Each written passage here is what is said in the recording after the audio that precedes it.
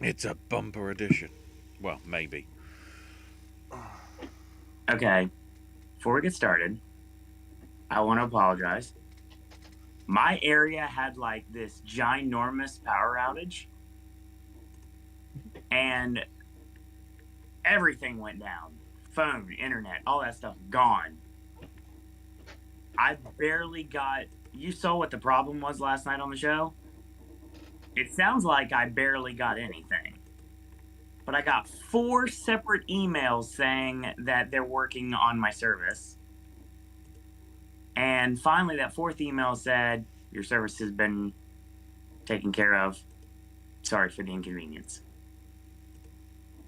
I was asleep when this was happening. It didn't even matter to me. I've been on like edge all day, actually. Just ended up doing the same job I normally do, but at a different location, that one of which I'm not too fond of. That didn't go too well. And had tried to get food tonight and didn't have the Red Lobster situation I had the other day, which I didn't tell you guys about. But I will say that it took a little longer than it should have. So, yeah, I'm a little on edge, but I've completely been fed. I'm good to go. We have no technical issues that I'm aware of. So let's talk about the guilds and BAFTA, shall we? Weird way to open the show. My name is Owen, and joining us always we have AJ Yeah. and Ashley. Yeah. What did I say?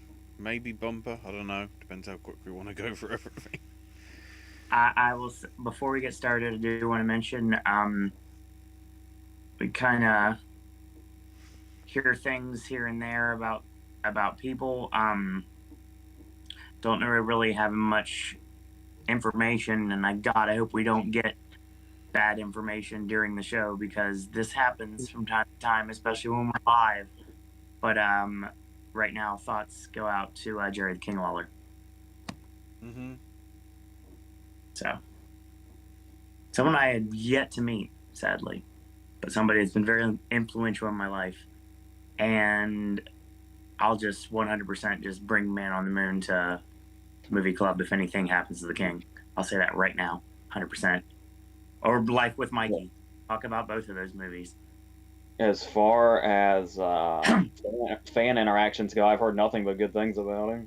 Oh God, yes. His drawing abilities, his love of Batman. Yeah, there's so many things that I'd love to chat with the King about. So hopefully someday I'll get a chance to. Yeah, lots to talk about. I want to get started with the elephant in the room, and that is the fact that AMC decided in their infinite wisdom, while theaters are hanging on by a thread because most people don't want to leave their house, they decided they wanted to do venue-style entertainment pricing called Sightline. Now, if this fails, which it could, we'll probably not hear anything of it. But I definitely wanted to bring this up to start off the show tonight, because it's kind of important, honestly.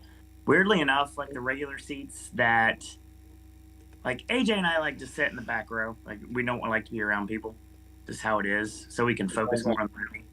Depends on the movie, but for most of the time, yeah.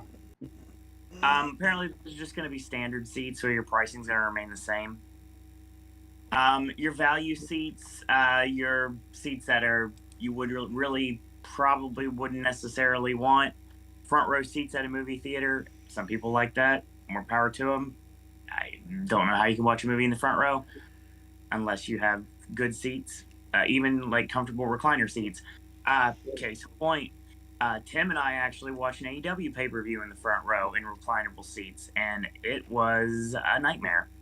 So yeah, so front row seats, ADA seats of a select variety, they're going to be at a value price, and it sounds like a value price is going to be $2 cheaper. All of this whole thing is moot to me. Yeah, I know it is. Because and the no social media thing. Because I don't know, because at least where I am, there is no AMC. Nobody gives a shit, seemingly, about the reserved seating. So my question is, who's going to enforce this once people are in their theaters? Funny you mention that. AMC says if someone is sitting in your seat, go get a uniformed crew member. And I'm like, yeah, this is going to end well. Okay, but if it's like many of the movies I go to, mostly empty, you can probably just do whatever the fuck you want. I don't know Yeah. who's going to enforce this, because I talk about, when I say people don't give a shit, I mean the people who will sit anywhere and make you deal with it. Yeah. But I can't think, and I know quite a few movie theater employees, present and past, Yes. and I can't think of a single movie theater employee that gets paid enough to give a shit about this. No, but here's the thing. You talk about it being empty auditoriums. The way that it's worded is this is not going to be until after 4 o'clock, when the crowds are more prevalent. Are they? 8 o'clock showings are. I can vouch for that. 100% vouch for that. But I live in a big city, so it's understandable. But and then you have your preferred sight line. You know, the marks like sit in the middle, like literally and figuratively. You look at the map for Groundhog Day. It's a great example. I like to sit in the back. Like, there's this little seat on the left, little seat on the right. Great seats. I watched Ford versus Ferrari there. Fantastic. Nobody there. Great. I enjoyed my experience. No one was because there's a little like gap right in the middle. So if you're sitting in the middle, they're called preferred sight lines, and that middle seat is going to cost $2 more. Well, $1 more. Sorry. So it's going to be $1 upcharge if you want the preferred sight line. But if you're A-list, doesn't matter. We're not paying a dime anyway. So it's not something that's going to affect everybody on here, but I have a feeling there's somebody watching the show that frequents AMC. There might be a lot of people that frequent AMC because it's kind of a big theater chain that this may affect. But most people that watch these videos probably are not they're probably A-list anyway, so it doesn't matter. Or they go to Regal or Cinemark or a local cinema or maybe an art house cinema.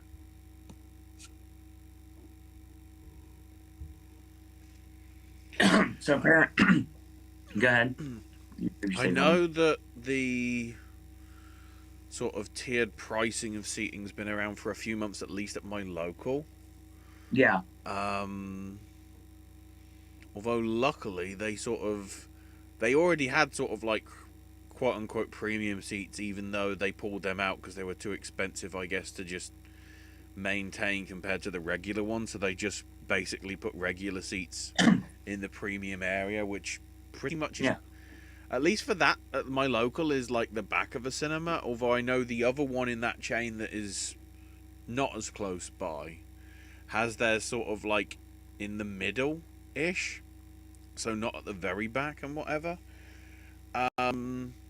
But luckily, because leg space for my dad is a bit sort of minimum anyway, we want to get something that's either close to the front or front to the aisles, so it's easier for him to get out. So in that respect, it is a bit better. But and especially when they actually change the ticket prices for the films, like I'm pretty sure Avatar had the front sort of section, like the floor section, be cheap, but then everything on the sort of tiered levels, the 15 or 20 rows or whatever, were all not at the lowest price. Whereas for regular films, like the first 3 or 4 rows of the biggest screen are also the cheap price, because they don't think anybody might want. I mean, I never measured it, but I think it's about 3 meters of legroom. Okay, you'd be tripping up people trying to get in and out, but then of course if there's nobody in at the time at like 2 or 3 in the afternoon, they think you ain't going to be tripping people up over people anyway. Plus they keep the lights on. Actually, they don't put the lights down until the actual film starts, which is sort of good. Which I guess reflects the other thing that I know you've griped about, off air, is the people not showing up on time. I hate that. My God, if you're gonna go, do you come in late to a Broadway show? My cinema has the advantage. When you If you say- come in on time, it apparently their clock is like 5 minutes slow. So only when you come in 5 minutes later do they actually start the adverts and the trailers. So Yeah, when you say people come in late, do you mean once the movie has started or trailers? Both. Yeah. That I would think I don't think that's only a problem if the movie started. I totally get trying to miss trailers intentionally. No, well, you've got a reason, and the people that are like in traffic and stuff, well, they should have left earlier Whereas or had a better plan. But you don't know that. You don't know that going in.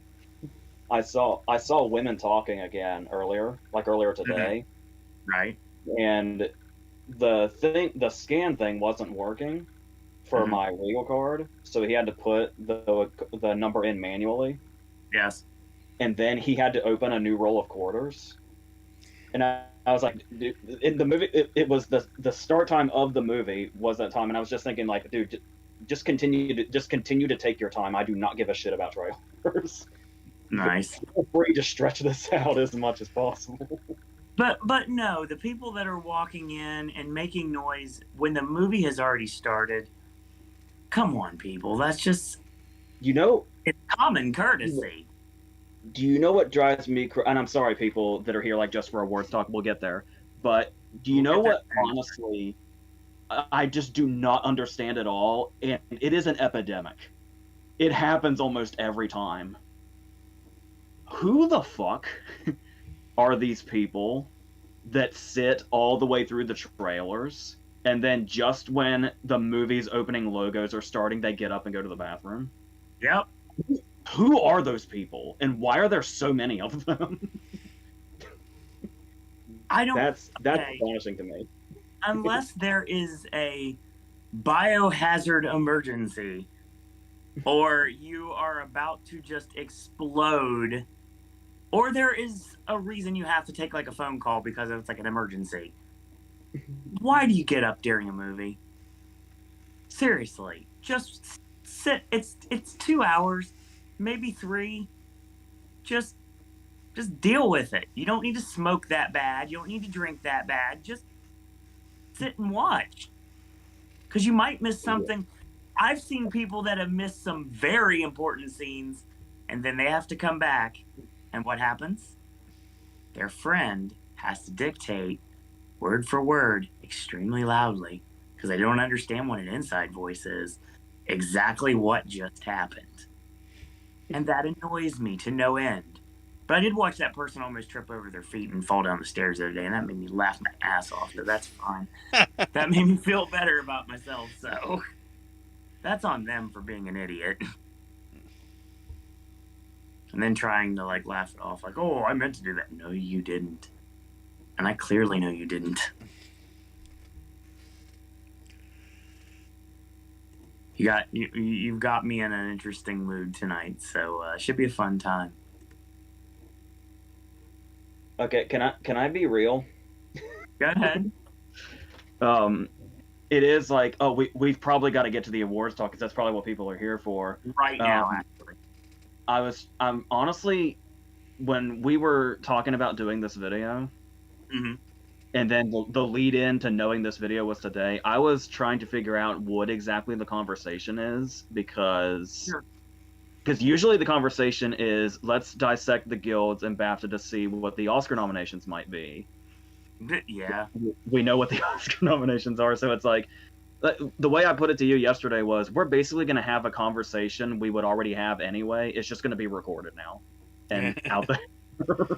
Pretty much. Conversation we'd have when I'm on my way to go to walk.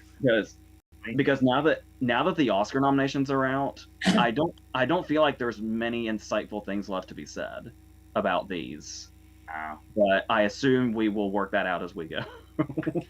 Yeah, I guess. I mean, all I can say, it's a lot of Top Gun talk, which makes us all happy. Yes. I want to quickly Elvis talk. I want to quickly pull out the diary, because we did say that we were going to mention the sort of the schedule for the next month or so at the start. I want to start that right now, actually. So if you were watching last night, we brought up exactly what's going down for the next month. I got another thing too. Number one, I apologize to anyone following the Popcast Network Twitter, or actually not really, because I don't really do much on it, but the at Suro Disney Twitter, because I posted the videos that got posted last night, and I got everybody all the way through December 5th. Yes. And here's the cool thing. December 5th to the 10th is going to be finishing up the English and the Santa Clauses. That's cut and dry. The 11th was a QA, and Movie Club for Lever to Heaven was the 12th. And then we've got all of the podcasts we've done in between. Until I have everything all figured out until the Oscars, until the day after. I have so much content right now, and I have a schedule in front of me right at this very moment, that once I get those 6 videos, I can get us caught up in basically a day and a half. Because I've got so much stuff, and actually more. I have more than I thought I did. So we have plenty of content that gets us past the Oscars at this point. And I have everything dated, and I'm all ready to go. So do not worry about content, everyone, because I got a ton of it coming. But I wanted to apologize for blowing up everybody's Twitter feed because of it. So yeah, we got a schedule.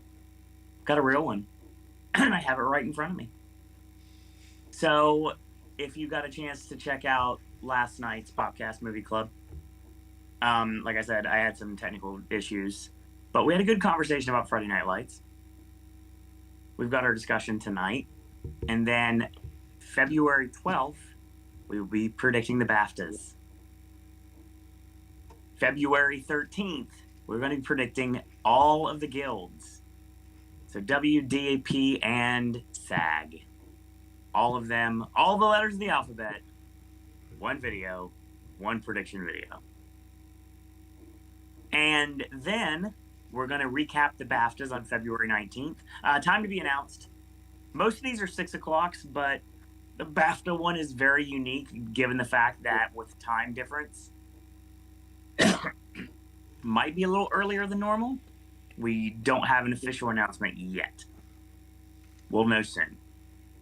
We'll probably know by the predictions this Sunday. Yes. This leads us to February 20th. Popcast Movie Club is bringing the very mainstream Ashley pick of Die Hard with a Vengeance. The amazing Ashley pick. I'm looking forward to it greatly. But I was just talking to my brother the other day, and we both were just saying, I can't wait to talk about Die Hard with a Vengeance. So then we move on, because I've been saying Yippee-ki-yay Mr. Falcon pretty much my whole life, so I finally get to hear it in real context. Then we're throwing a QA show at you guys. Pop the question on February 21st. And we're going to recap the Screen Actors Guild Awards after it is over on February 26th when the show ends. That will probably be an Ashley and AJ show. I will be getting my ROH on, time to be announced. If I'm able to be here, I will be. The next day, Monday, we're going to be predicting the Independent Spirit Awards. And then, because once again we want to give you all the content we possibly can, give you a chance to ask all the questions you can, nice QA show to end the month of February. We're recapping the Spirits on its playable date of March 4th. And of course, March 5th is going to be off because it's AEW Revolution, which means no content. But the 6th, Monday the 6th, time to be announced. Given the fact that I may be watching All Quiet on the Western Front early or late in this circumstance, and we may have to start it like after 8:39 range. We're predicting the Oscars. So that's the day everyone's waiting for. And then March 7th, Popcast Movie Club for my pick, The Great White Hype. More Peter Berg appreciation, just a day later. And then we're going to recap the Oscars as we always do on March 12th, right after it's over. And you know what? Just because we love you all, we're going to go ahead and throw you a nice bonus QA on Monday, that 13th. So I'd say Q&A / award season wrap up thing, sort of similar to what we did, 12 months ago for the last Oscars. yes. So that's your schedule. If you wrote it down, cool. If not, there's an archive. And if not, then I'll be posting on the @Suro and Disney Twitter feed when things are going. If things change, cards subject change as always. But that's our schedule, and I wouldn't call it a tentative schedule. That's pretty much our locked-in schedule at this point. And then here's the cool thing: 2 weeks after that, AJ's pick. We're talking the Crying Game on Not Popcast 2 weeks, the week after. Ah, that's right. Yeah, because of the way the schedule works. Yeah, it will be the week after. Yeah, we're talking the Crying Game Podcast Movie Club, and of course that'll include a QA show as well. So, and also the voting for, I guess, technically 4 of the next 5, because there'll be the our choice for your pick, people's choice, I guess we could call it, Popcaster's choice. Yeah, that's coming. That's coming soon. So stay tuned. Of course, May 1st. Not far away either. Get ready. If we've ever talked about it on this channel, it's fair game. All the questions you want to ask about inside jokes, references. A couple things obviously will be off limits, but the things that are off limits, we've never talked about on here before. So I think we'll be good. Be a fun way to get to know us and also get to know our podcasting crew here that joins us in chat every week as well. So yeah, let's get going, shall we? Timestamp that, Ashley. Well, there's one more thing I want to mention just real quick, and it's going to be relevant for one of these, at least one of these. Okay. I had a very fun conversation with my brother this morning. Okay. Because, of course, he got back last night. He flew in last night. Sure. And he called me because he was very excited to tell me about the movie he watched on the plane on the way home. Ooh. And this movie has another fan on this channel, and it makes me very happy. On my brother's flight home last night, he had a menu. Ooh, nice. And we had a nice conversation about it. Very similar to the conversations we've had here about it. And I gotta say, that movie, while it didn't make my top 10, is probably one of my favorite movies of last year to talk about. We are, I guess the preferred nomenclature in the world now is we are all menu stands and proud of it. Fantastic movie. So we can thankfully we can kind of pick this back up when WGA comes around. I thought was going to be first. Oh, is it? It might as well. I was going to sort of build to the SAGs as it's the only one that's televised. And then BAFTAs because it's the next major televised one. So I think BAFTA should be last because it's the important one. Yeah, that's what I mean. It's the British Oscars. Yeah, that's what I always called it. I was sort of, I mean, I'm not exactly going, although actually, yeah, I'm not exactly going backwards.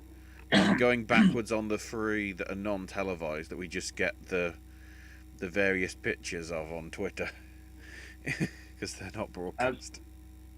All right, before we get started, as always, I wouldn't timestamp yet because I want to do the chat first, and then after we finish the last chat message, timestamp that sucker and let's talk. Okay, Josie. Hey folks, last night I watched Unfaithful. I'm curious. Today I watched an Iranian movie called Hit the Road and Rockadoodle. So you watched Unfaithful, then Rockadoodle. And Hit the Road. Well, I just wanted to think about Unfaithful and Rockadoodle back to back. All right. Wow. Rockadoodle features a rooster. I love the rooster emoji, Josie. Inspired by Elvis, the two would make a good double feature. Yeah, very true. Rockadoodle, directed by Don Bluth. Gary. What would make a good double feature? Apparently, Rockadoodle and Elvis. Oh, okay. I wanted to make sure it wasn't Rockadoodle and Unfaithful. I mean, it probably happened. I mean, it's a triple bill, as Ashley would say, is with Hit the Road. So I'm not. I think this has come up before, but outside of The Land Before Time, blues was just never my thing. that's fair. I don't like the Wallace and Gromit movies, so we're about even there. Yeah, you can go fuck yourself on that, but I get it. I mean, I don't get it at all, but that was my "you're entitled to your opinion" kind of thing, because you have it out for Aardman in general, and that rubs me the wrong way. Maybe not everything. I like the Pirates. Love the Pirates. The Pirates is great. There's got to be something else Aardman I like. Chicken Run? Nope. Flushed Away? It's okay. Either of the Shaun the Sheep of the movies? I have no interest. Uh, Well, I don't like A24 either, so Aardman and A24 kind of go hand in hand, I guess. It was only this year you turned on A24 for some reason. I just didn't. I didn't gel with the 2022 movies. Well, most of them. There's X-Pearl and Marcel are the only ones you like, probably. Yeah, I'd say so. Arthur Christmas? I like Arthur Christmas a lot, actually. What the? I nearly forgot Early Man, because maybe I need to. Never seen. That's the only one that I missed. The Owen goes through the Aardman filmography is not a thing that was on my bingo card for 2023, but apparently Well, luckily it's like only 9 films because it takes so long to make them. So. Makes sense. Early Man was one of those movies where the only reason I saw it in the theater was because I was killing time until another movie started. And There I you bought it immediately. So Josie continues. Rockadoodle, of course, was voiced by Glenn Campbell and Chris Plummer.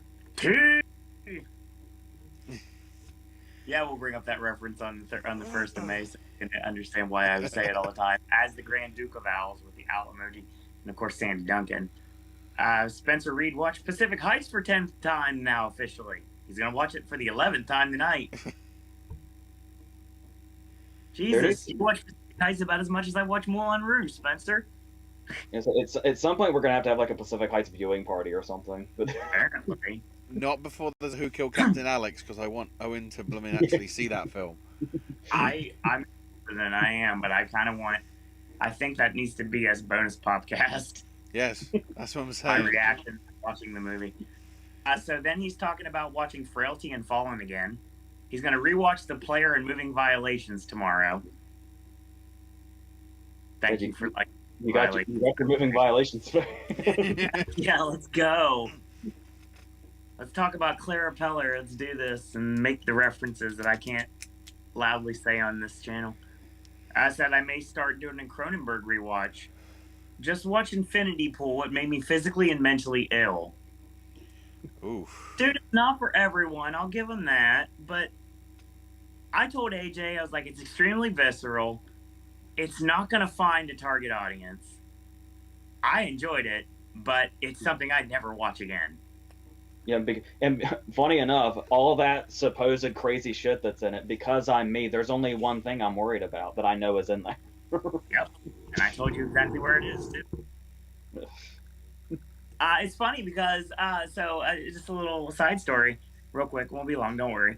I actually got chosen to do a kind of like a poll about Infinity Pool when I watched it. Kind of like we were a focus group. And that was interesting. I got to do a survey on it. So essentially a pool for Infinity Pool. Exactly. And I could have taken a $5 gift card to whatever I wanted, or I could have went for $100. And since it's it's $5 versus a chance, I always take the chance. So worst come to worst, I don't get anything at all. Best case scenario, I get a $100 gift card. Probably not going to get anything at all, but it's an interesting concept because I've never had that before. Spencer says, Emily Blunt versus Rose Byrne fighting lava monsters in a 3D spectacular? That was the dream movie I had last night.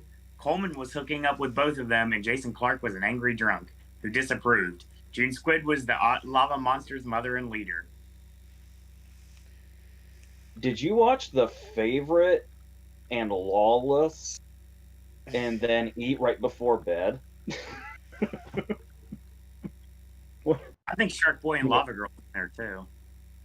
Yeah, and what was that stupid Pixar short where the volcano talked? He didn't talk, he sang. Yeah, he did. Oh boy. Brian says 5 awards in one stream. So his thought process: DG, BAFTA's next weekend, PGA and SAG, then Spirits, probably a future Popcast and WGA. I don't know where we gave you a script, Brian, because I don't have one. So how can you? Josie says, I hope this reverses the decision. Elijah Wood did mention this was anti-democratic. The irony, they want to draw in more money, but they'll lose business because he wants to sit in the front row. Why haven't businesses learned already that making things more expensive doesn't always bring in more revenue? If anything, it deters customers because they can't afford it. It's ass backwards. Let's manifest a reversal. I know it never happened, but I'll always say it did. That horrible People's Choice Award category for the Oscars, we killed it. And I know we didn't, but it feels like we did, and I'm going to stick with that in my mind.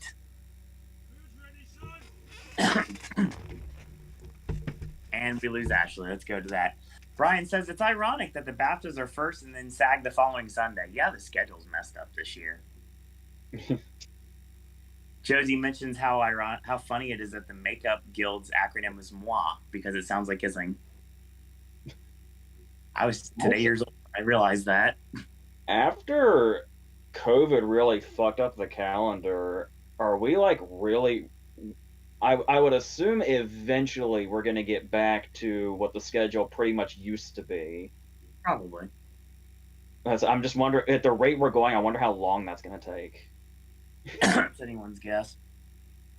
Josie says, given over the past couple of years, visual effects Oscar has gone to films with more practical effects and CGI. Do you think there's any possibility Top Gun could upset Avatar? I think Top Gun can win pretty much anything it's nominated for at this point when it comes to a guild. Yeah, in a world where First Man beat Infinity War, I'd say that is possible.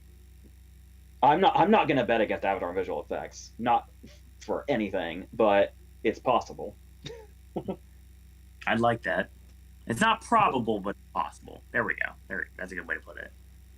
Set decoration society. I'd like to see set decorations for contemporary film go to Glass Onion, Tar, or Top Gun. Loving how Bullet Train is here. I don't love anything about Bullet Train. And the ever-growing love for it. I was just talking to a dude the other day that was really into it. And I said, I just don't get the love. And he was shocked, and he said that he has not seen this overabundance of love for it. That's all I fucking see for it. People like to play up that it's underrated because the critics didn't like it, but it's... I don't know what the hell people see in Bullet Train, but I don't know. It's just me, I guess. So Josie mentions that the period set decoration is very minimalist. Take a shot. She likes to see it go to the Fablemans. For sci-fi fantasy, either everything or the Batman. Yes, the Batman to win anything I'm going to be happy with. I don't know if it will, but I hope it does win at least something for the rest of the season. It'd be nice if it was televised. Even if it was the awards were given out 15 years ago to this time. So... Before Bluth made Rockadoodle, Disney's 9 Old Men tried to pitch a Chanticleer movie, but Walt rejected after thinking that a rooster as a main character would be odd, so he chose the Sword in the Stone instead. Interesting. That's Brian's line. Jody says, CDG, I'd like to see sci-fi costuming go to everything and contemporary to Glass Onion or women talking at the Ace Eddies. Top Gun or Tar winning editing for drama. I recently watched Navalny.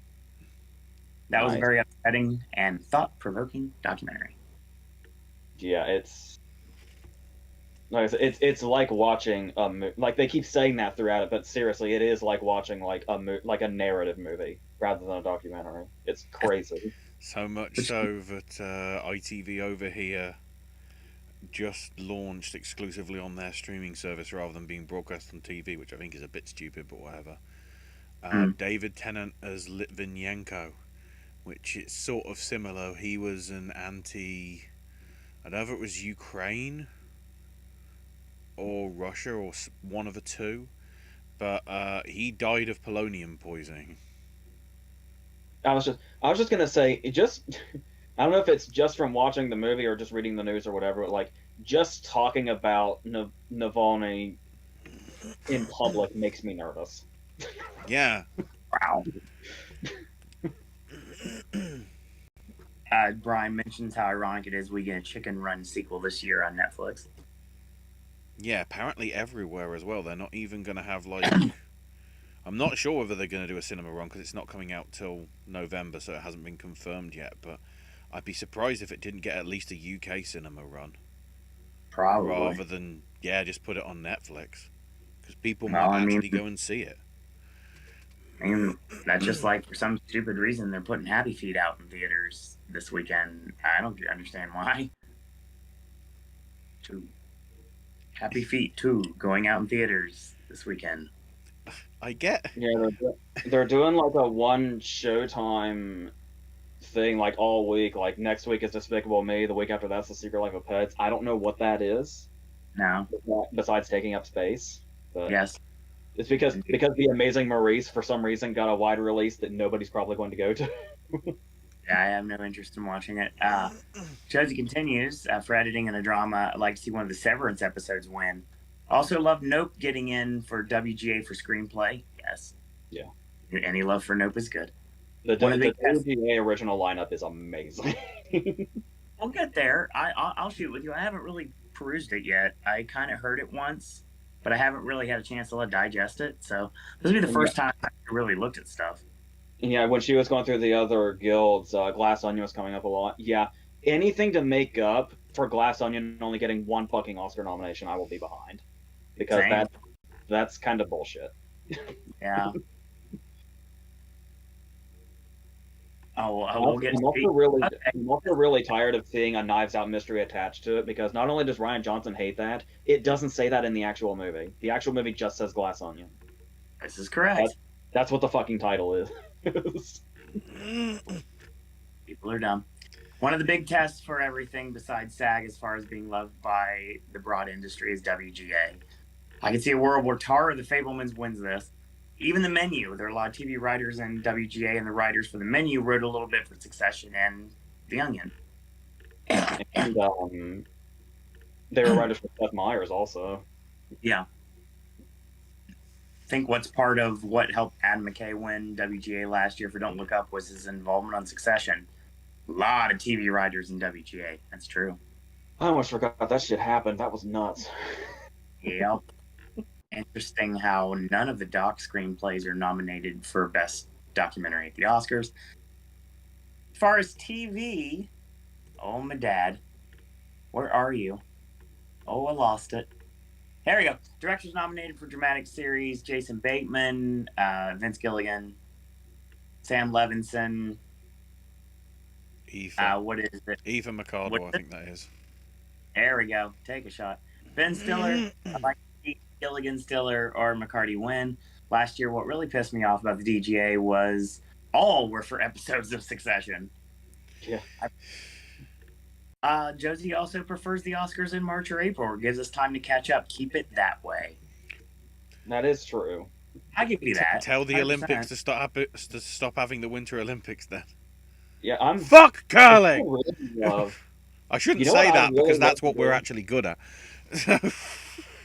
You know what I would love to do in a month's time? What's that? Fucking see Living. I still don't know where the hell it is. I just went off Quiet on the Western Front. It's the only thing hanging over my head. Living is great, by the way. I'm surprised it isn't showing up yet on Lionsgate Plus. Ashley, we haven't had the conversation since I've seen the movie. I'll say right now that Bill Nye 100% deserves his nomination. Yeah. Just for some of the scenes in the middle alone, and just for the scene in the bar by itself when he starts to sing. And the final scene of the movie. With the swing set. Oh, yeah.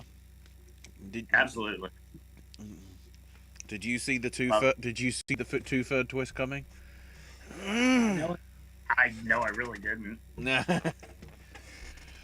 So great, though. Josie's like BAFTA flashback, 92, 93. Best film to Howard's End.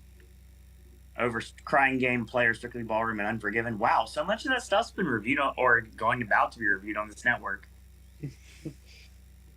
Best director for Robert Altman for The Player, beating Neil Jordan, James Ivory, and Clint Eastwood. Best costume design for Strictly Ballroom against Chaplin, Howard's End, and Last of the Mohicans. Here's the question: with the success of Elvis, why hasn't we have a 30th anniversary Strictly Ballroom Blu-ray release? Is it weird, as mainstream as his movies are and as popular as his movies are,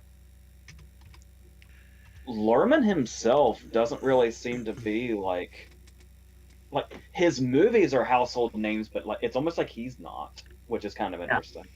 I can see that. I wonder if he was more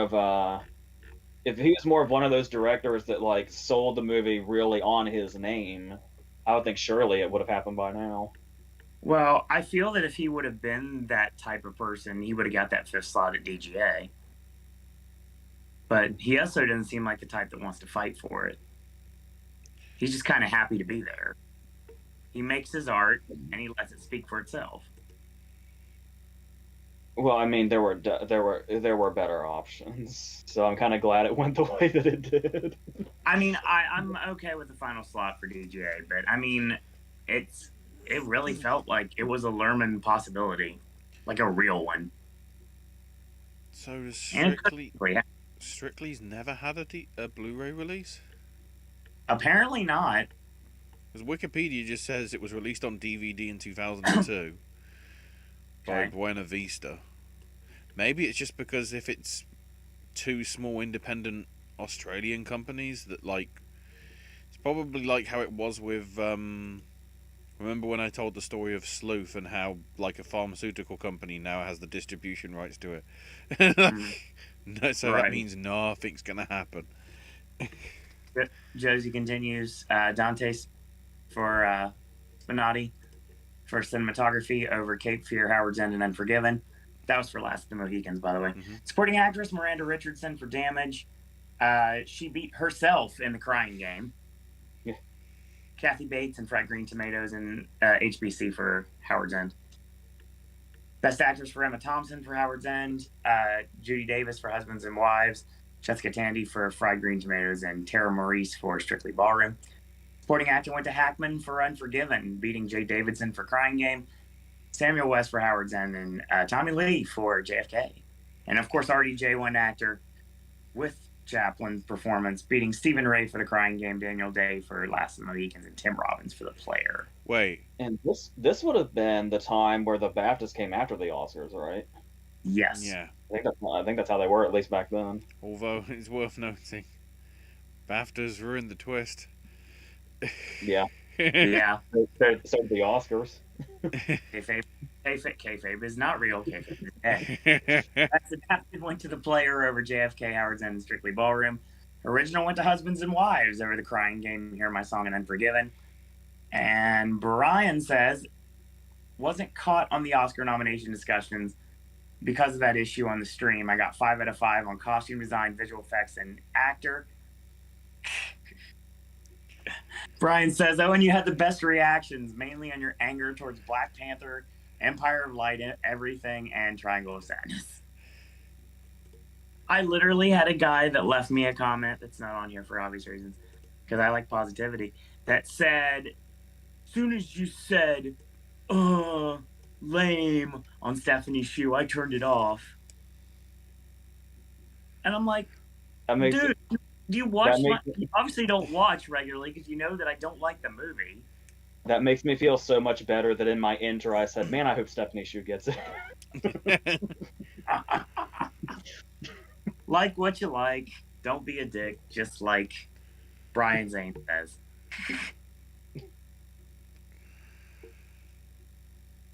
So yeah, honestly, it's funny because I didn't think those reactions were ever going to get up because it took almost 2 days for them to actually get on this channel.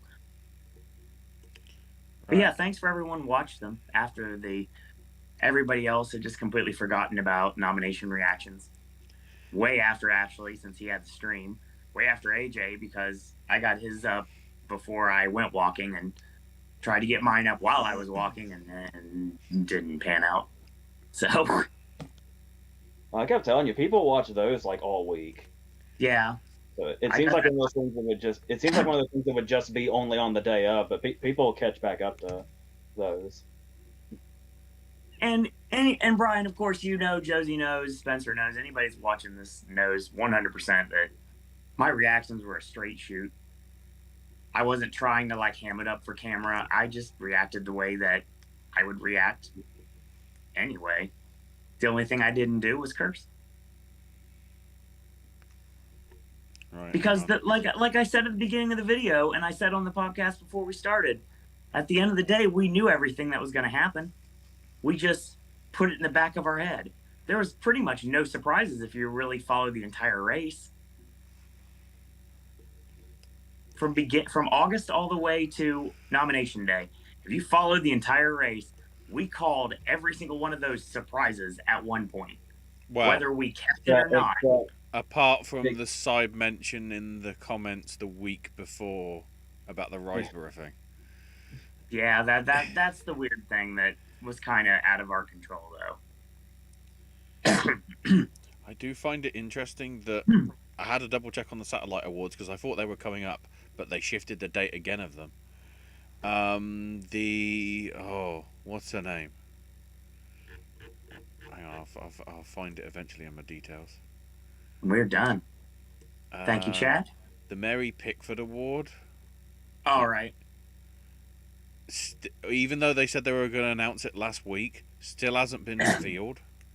I just find it ironic because Mary Pickford got all the slander in 1929.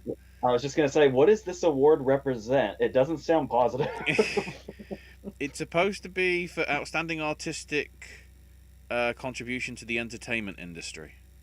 I believe the person that last won it 12 months ago was Tom Skerritt. Okay.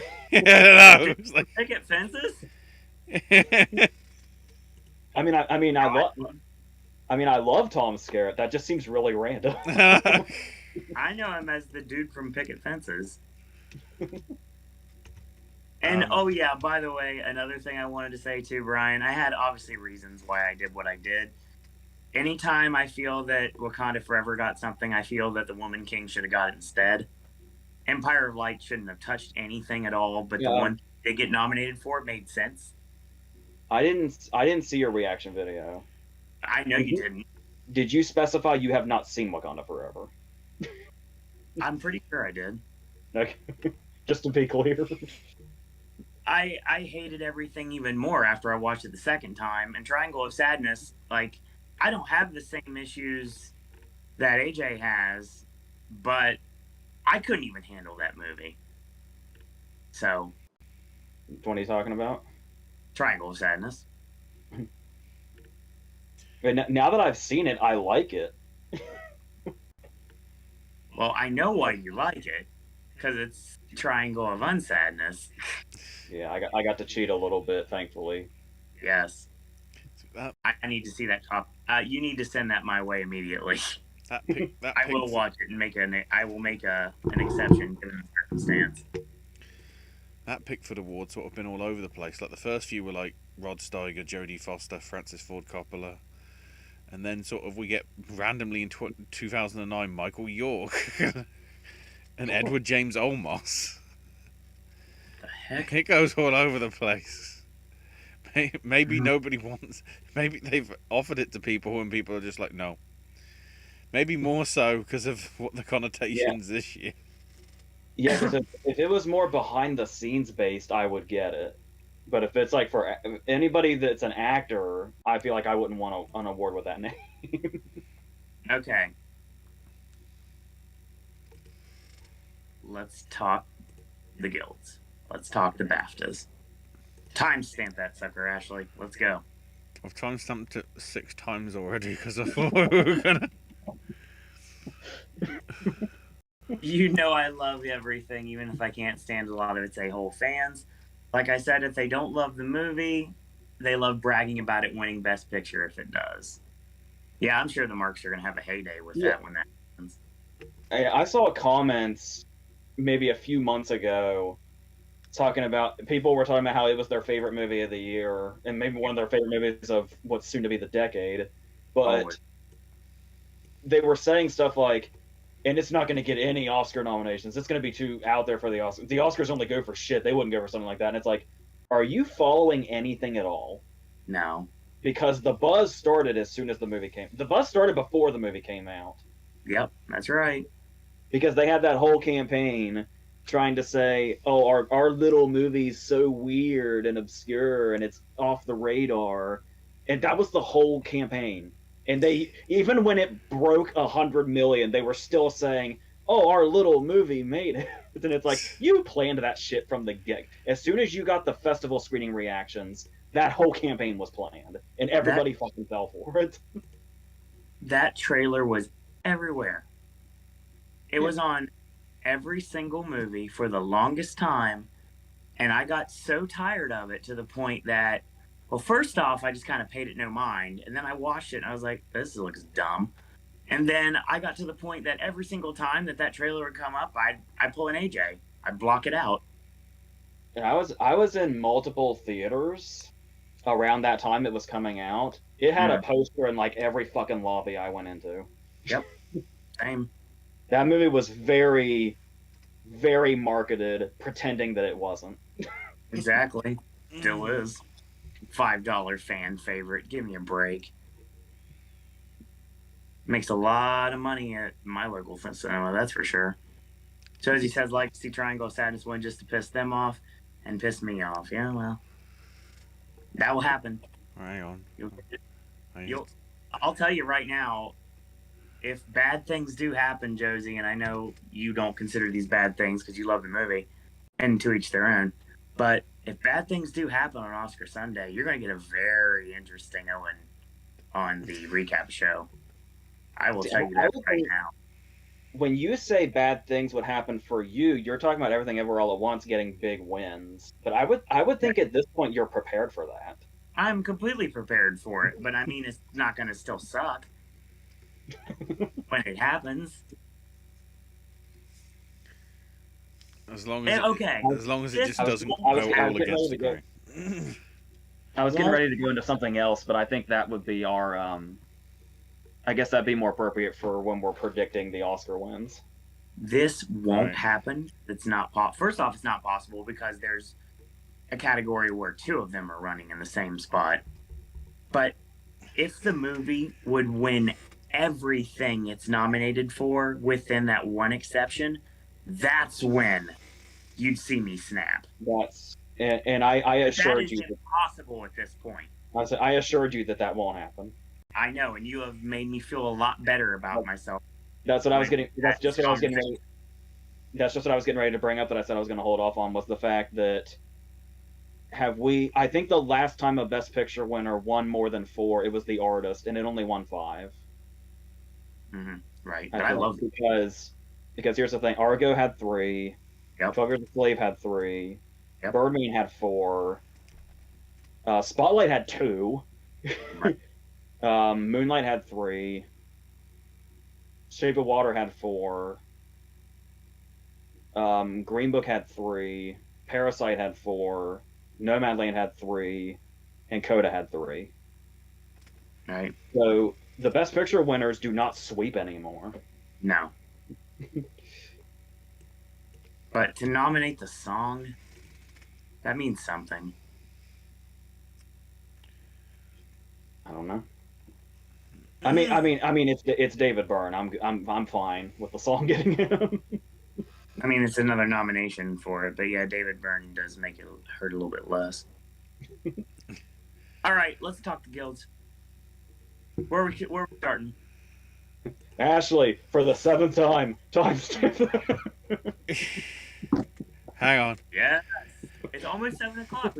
We have an hour of like show. I've already written 56 minutes down because I've changed it every minute for the past 12 minutes. And I'm just waiting a few seconds till we roughly get to 56. And then... So, see, here's the thing. We have an hour of pre-show talk and an hour of the show. So let's go. Okay. Fuck it. I'm going to say this is close enough to 56 minutes. So, yeah. WGAs. Okay. An interesting list.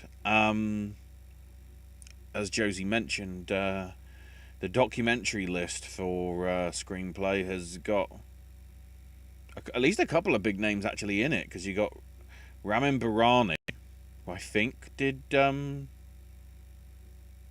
I recognise that name. Was it Game of Thrones stuff that he directed?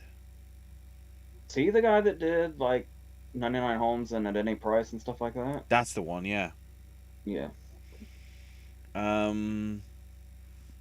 We've got his script for Second Chance. We've got Mark Bailey and Kevin McAllister for Downfall, The Case Against Boeing.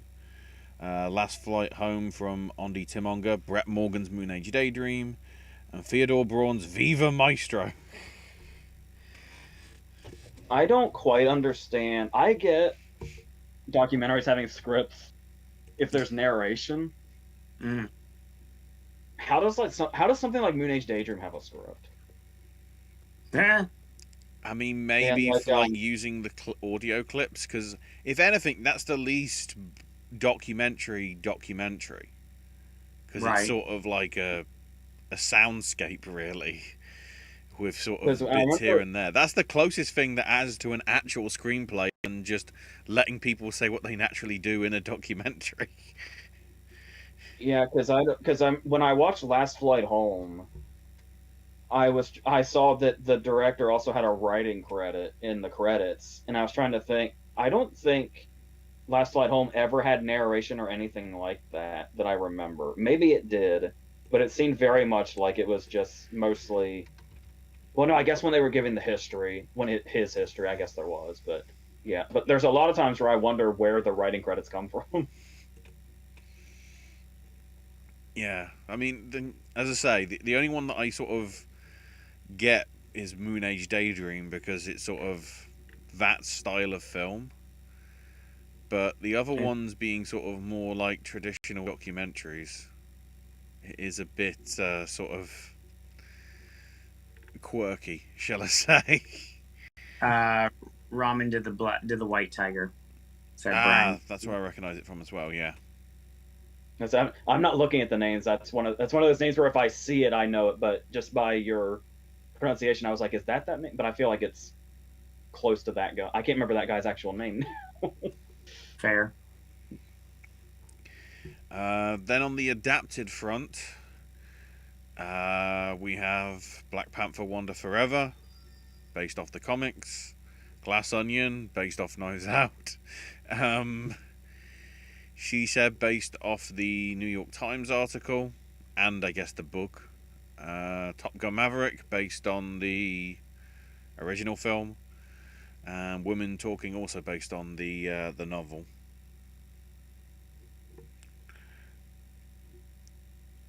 Of which, the key thing, of course, to note with this is like a lot of the ones that would have been in stronger contention in terms of Oscar, or were ineligible for whatever reason. So, right.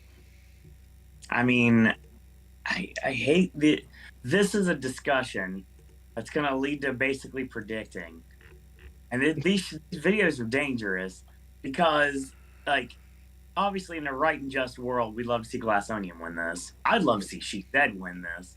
It'd be great to see Top Gun Maverick win this. But at the end of the day, I mean, there's no way around it. Women Talking doesn't really have any competition.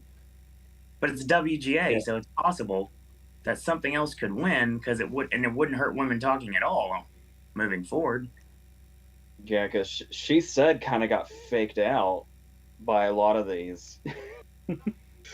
Where it looked like it was, I mean, we learned this with fucking Tick Tick Boom last year. That's right. Where it was like, oh wow, it looks like Tick Tick Boom might overperform. It's doing really well guild wise and precursor wise. And it got what, Garfield and editing, and that's it. Yeah, She Said is Tick Tick Boom, and Women Talking is West Side Story. God dang it. You brought this analogy up to me, and I was hoping you were wrong, but you never are, so I should not bet on against you. So if there's two things you can pair up, if one's doing really well precursor wise, look out for the other one. Yeah. Because I love She Said. My favorite movie of the year. I mean, Take your leave. She Said wasn't doing amazing guild wise, but it was doing better than we thought it was when they started coming out, because we were all like, oh, they might go all in on it. Sure. And then it seemed to disappear, and then it almost seemed like Mulligan getting in BAFTA, and then and She Said getting in here, and I want to say USC Scripter also. I believe so. And it was like, oh shit, I think She Said just came back, and it's like, oh no, wait, I know better. We saw this shit last year. And Glass Onion, like, this should be your. I mean, honestly, like, at the end of the day, that probably should be your winner. Should be. Though fresh off of it, Women Talking is pretty powerful. But I love Glass Onion. Glass Onion made my top 3 this year. Yeah. Now, don't get it twisted. I don't hate Women Talking. I just, it's there, and it hits when it needs to hit, and that's all I can say, really. I mean, there's some good performances in it, but nothing like groundbreaking. But I did, overall, even though you may not get the vibe from it from when I talked about it originally, as it settles in my head, it's not bad. It's okay. The Foy scenes hit a lot harder the second time I saw it. That makes sense. When I saw the Foy scenes the first time, I was thinking like, oh, this is the showy part. Right. The showy performance. And I wasn't really paying attention to how powerful those scenes actually are, and where that fury is, how potent that fury is. And it's like, because she's the one with the 4-year-old daughter, so she's the one that should have all the fury. And she really sold those scenes, and the dialogue especially really sells those. Certainly. The whole, if I have to commit murder, I will face God and say, what else was I supposed to do? Right. Like, why would I not do that, even if it's a sin to commit murder? And it's like, just seeing Claire Foy say that she would have a showdown with God in heaven, and you believe her.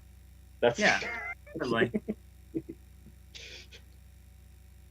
I mean, I can't really give anything to Wakanda Forever at all, because I haven't seen it, and I don't have a need to see it or want.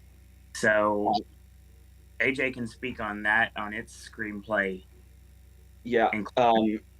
I saw Wakanda Forever. Obviously, I love the first movie so much. Right. I saw this one and I liked it. I don't know what the hell it's doing here. Okay, that's fair. So I figured that was the direction you were going with this. But speaking of, wow, best original screenplay, that lineup is pretty great. Yeah.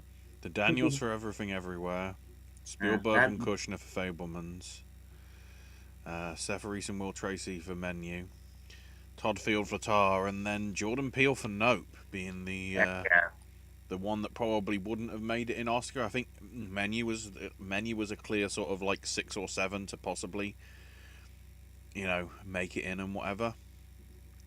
That's what I like to believe. Weirdly and badly enough, it seems like Nope kind of got forgotten a little bit. But then I say that, and then it pops up here. But I know why it's here. It's here because most of the competition is not eligible. But it doesn't matter, because I'm very happy it's here regardless. It deserves to be here. It was nice to see some scattered Keke Palmer wins amongst the Critics Awards, even though they put her in the wrong category. Right. But the thing that's really out there for me is, I thought, besides visual effects, if Nope had a shot anywhere, it would have been cinematography. Yeah, completely. And I think it blanked on cinematography all year. I know cinematography is kind of packed. Cinematography is so fucking packed. Top Gun didn't make the Oscar lineup, which is still fucked up. But that doesn't make any sense. But yeah, don't write that in the guild, AJ. You know that. But I love the way, I love the look of the Batman. Oh, heck yeah. I really, really do. I don't want that to be downplayed. But looking at all the places the Batman made cinematography this year, I would probably take it out for Nope. I'd take something else out instead and put both in. Yeah, or that, yeah. So Batman, Top Gun, and Nope can all be in the same category, and life would be great. Something I'll quickly mention because I also noticed that Brian brought it up in a comment, and I wanted to list through the rest of them. In the TV and new media motion pictures, we've got Karen Struck's Heart of the Matter for the Hallmark Channel, David A. Goodman's Honor Society for Paramount Plus, David Hollander and Liev Schreiber's Ray Donovan the Movie for Showtime, Rachel Colacroft's Torn Heart, which is Epic, which is MGM Plus now, which I think, at least in the UK, is basically just on Amazon Prime and whatever. And then Eric Apple and Al Yankovic for Weird the Al Yankovic Story. I think Weird Al's gonna take home some awards this season, and it makes me happy. That'd be good to see. Yes. Right. Now moving into the PGAs. Real quick, No problem.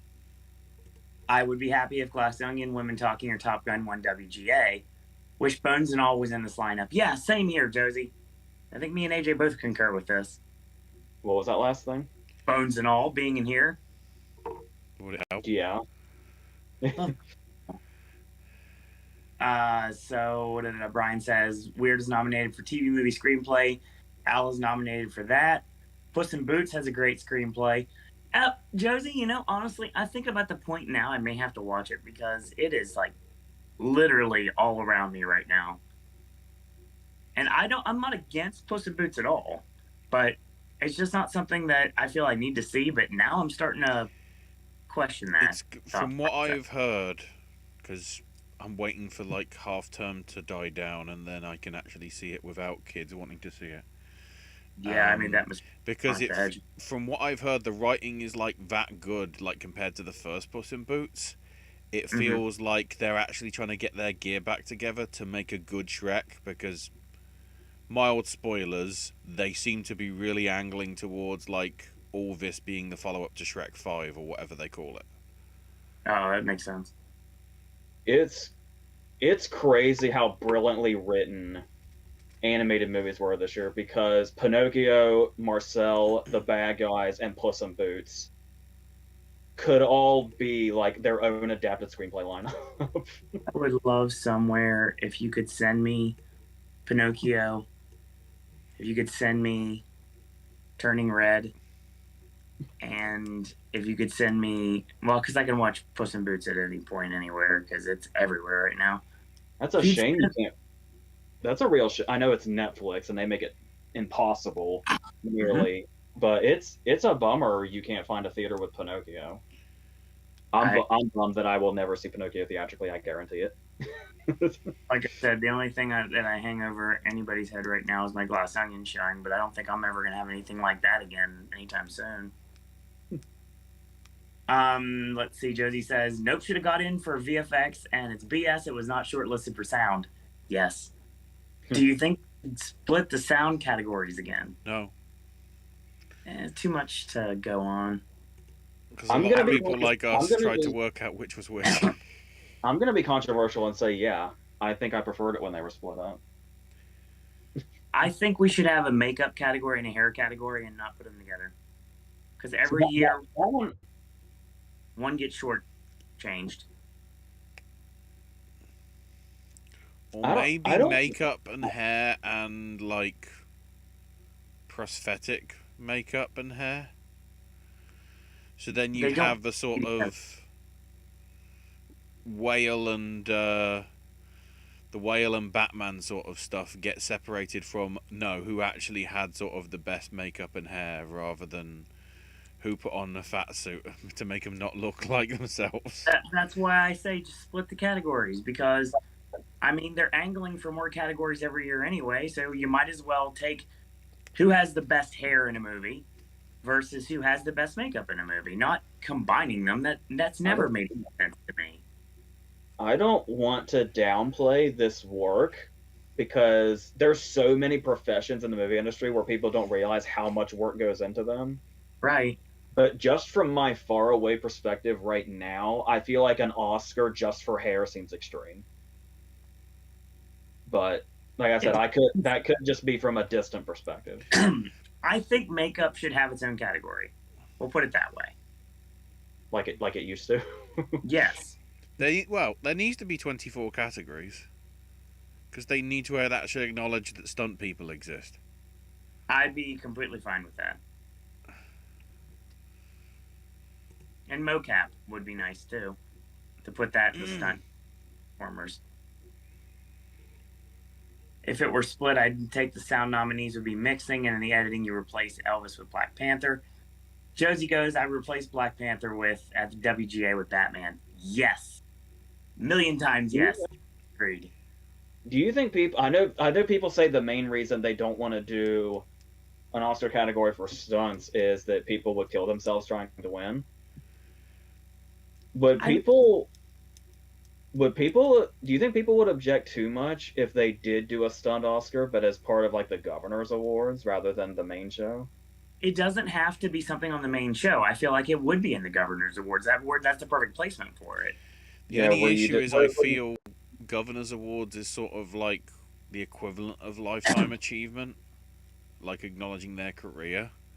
Whereas if it's somebody's sort of first major gig at sort of doing stunt work, like giving them an award on that same show might be a bit sort of.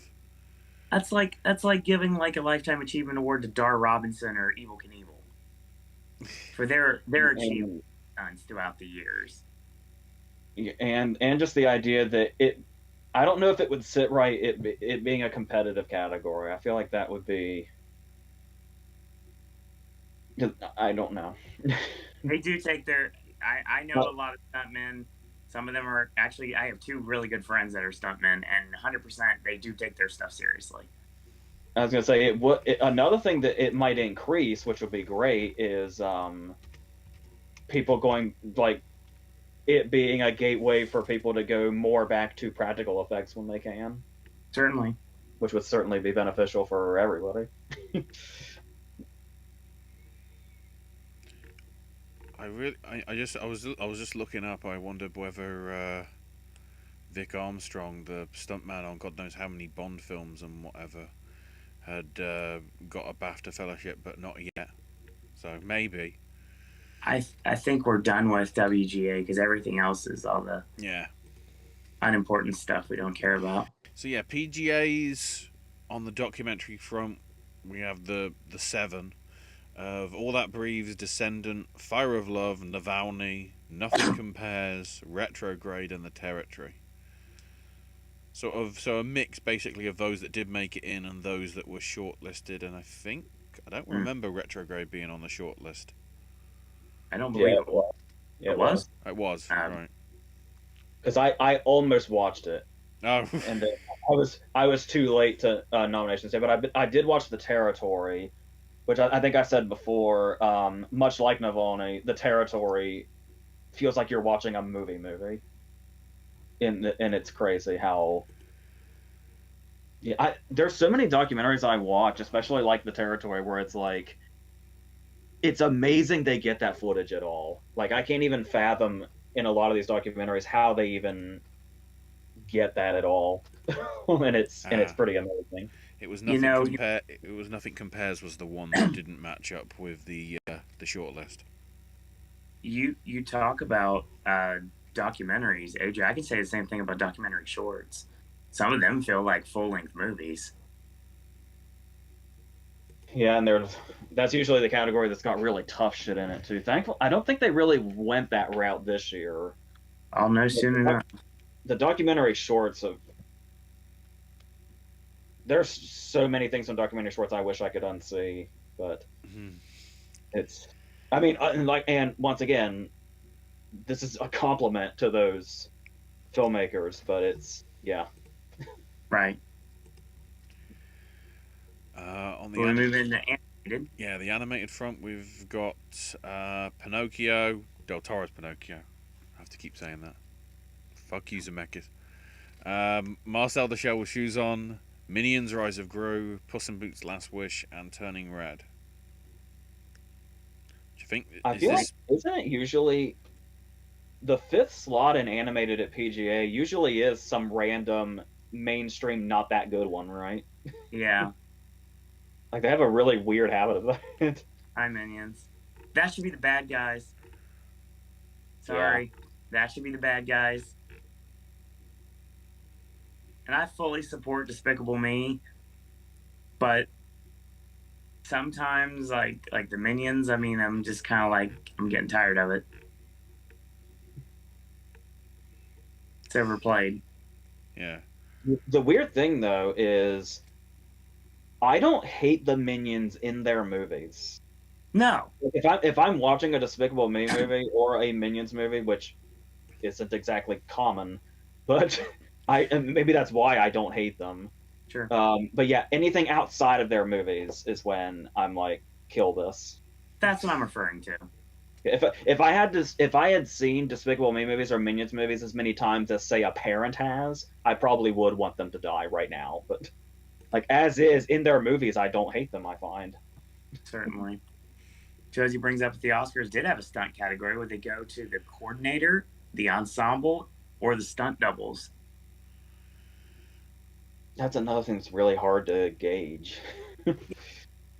I think the coordinator would be like the one that's chosen to accept the award, but I'd probably say the stunt work overall is what the actual award so the symbolizes. ensemble thing is, like some movies have we got like 200 people doing stunts. Yeah, like when you watch the credits of an MCU movie, that's like a decent chunk of already very long credits. It's like at least a 5-minute roll of nothing but people who have done stunts on the movie. But here's the thing about that. If this were to be a thing, would you give each individual stuntman an Oscar of their own for the work? Yeah, that's a shitload of trophies. Yeah, it is. This is why you realize how many people get passionate about what awards there should be without really knowing what would go into that. There's a lot of it never sat right with me, even though there's really no way around this because there's one like this, but even more so, the visual effects Oscar. Mm-hmm. There's animators that like lose days and nights and meals and everything, and because where they are on the totem pole, they're not even close to getting an Oscar, despite how much they play a part in visual effects. It's a really hard thing to like pick specifically how you award it.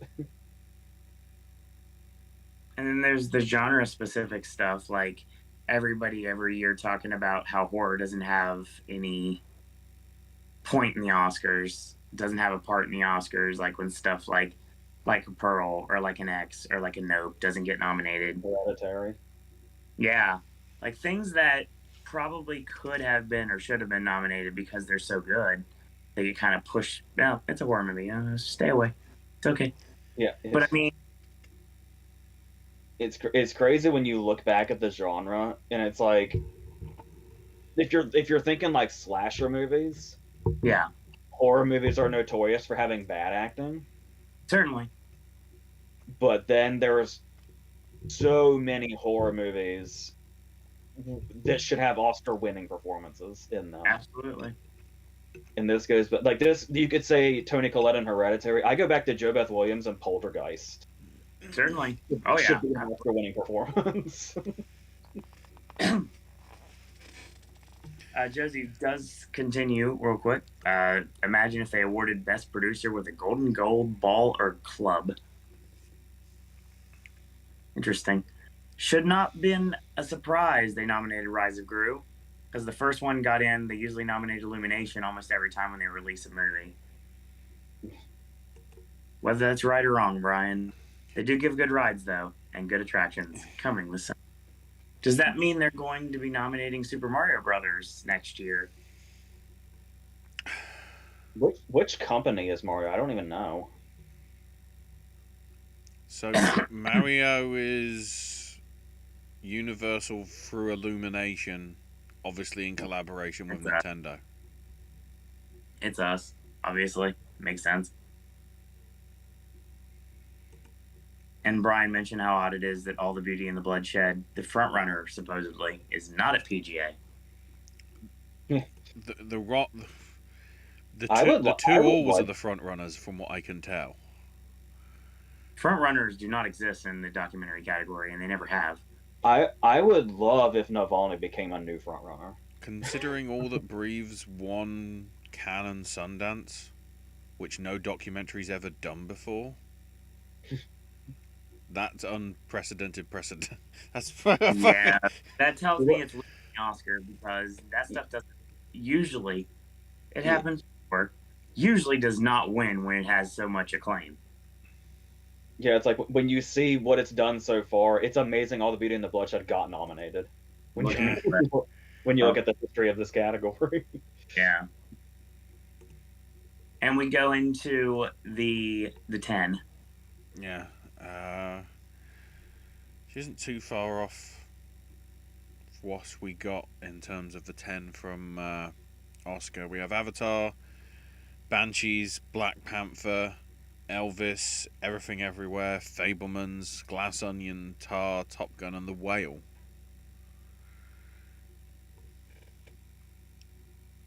People are still, to this day, throwing hissy fits that the first Black Panther got a Best Picture nomination. I will forever stand by that Best Picture. I love that nomination. Mm. But just like WGA, I cannot tell you what the fuck Wakanda Forever is doing. Taking a spot the Woman King should have had. Black Panther 1 felt like a special sort of like really well put together movie. Wakanda Forever just feels like it's now just a bigger piece in the MCU rather than actually trying to be its own thing. Yeah, it's a Black Panther movie with that's like half Avatar. Oh, you're really trying to sell me on this movie, aren't you? The very interesting. God dang it, I'm an idiot. You know why Josie said the Golden Ball and Club for PGA, Producers Guild for professional golfers. Yeah. I was today years old, Josie. Sorry, I was thinking like when you said club, for some reason I was thinking like a caveman's club. I don't know. But I love the fact every time I have to, at the start of a season, when I get everything together to work out what the dates are for the Producers Guild Awards, as soon as I put in PGA Awards, all I get is the golf stuff that happened like the month before. That was fun. So I'm assuming we weren't that surprised All Quiet on the Western Front is not here, because that was going to get picked up anyway. I don't think we realized just how well it was going to do at BAFTA. Sure. But we assumed it was going to get picked up at some point. The question was what was getting knocked out, which was probably always going to be Black Panther. Mm-hmm. Women Talking missing here was really weird. That was what made it seem like... I think this is what really convinced me that Women Talking was almost off the radar outside of adapted screenplay. And this was another... we talked about She Said. The Whale kind of got the treatment also of getting faked out. Mm-hmm. The Whale being on here made me really like the fact that I had predicted it for my Oscar 10. And it didn't happen. So... Yeah, because if I remember correctly, I was... After the Guild showing, I did the reverse. I was predicting, besides Fraser and makeup, obviously, picture and adapted screenplay. Sure. But without Hong Chow. Mm-hmm. Yep. But it was like, this is going to do something. This is going to give The Whale some kind of push. Because for a while I was just saying, for a very long time I was saying, The Whale's just going to get nominated for Fraser and makeup. Sure. I remember that. And then these Guild showings were like, okay, they love it enough that it's going to get something else. And interestingly enough, Hong Chow was at the bottom of that list for me. even after her SAG nomination, I was like, I don't know if I buy the Hong Chao thing. Maybe that's left over from her downsizing snub, Maybe. but it's like when I was convinced McDonough wouldn't get in because of the 3 Billboards snub was still haunting me. I think that's might have been why I was so unsure of Hong Chao's solidification to get in, Sure. despite the fact that I still say that I would take Hong Chao out for the whale and put her back in for the menu. There are other performances other than Hong Chao's that should be in that group as well. But then again, supporting actress is huge this year. Like I said, they really went weird by trying to category fraud Carey Mulligan for She Said. When Right. they could have easily tried to campaign Samantha Morton or Jennifer Ely instead there. Yeah. But I mean, if this was always She Said's fate was to blank completely, I guess it didn't matter. Fortunately. DGA is up next. Ashley? Yeah. Starting off with the documentary feature, we've got Sarah Dosa for Fire of Love, Matthew Heineman for Retrograde, Laura Poitras for All the Beauty and the Bloodshed, Daniel Roa for Navalny, and Shaunak Sen for All That Breathes. So the ones that I think are sort of the ones that are the ones to focus on, at least in terms of Oscars, are there. The bottom 3. Pretty much, yeah. Yeah. They're the ones that are showing up in a lot of the, even looking into the other guilds where they have, edited documentary and edited, production design, or even the cinematography of documentaries. All that sort of stuff.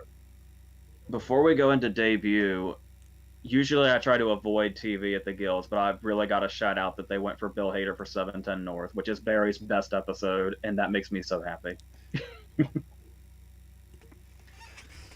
Nice. I should probably and more love for Eric FL for Weird. Yeah. I need to make a note of that now because, not released feature films will be, in there now, so I probably need to note that down just as an aside that we don't predict on. First time feature. Big strong list here. Alice Diop for Saint Omer, Audrey Dewan for Happening, John Patton Ford for Emily the Criminal, Antonetta Alamu Koscianovich for Marina, and Charlotte Wells for Aftersun. Who got a closet? I know it's very out of character for me to go against the name Emily, but I seriously did not gel with Emily the Criminal. Like, all the love it's getting, I do not get, honestly. You're not a major Plaza mark either. I think she's much... I'm not saying she's completely incapable as far as getting these leading roles, but I think juicy supporting roles are much more suited. She's much more suited for those than leading.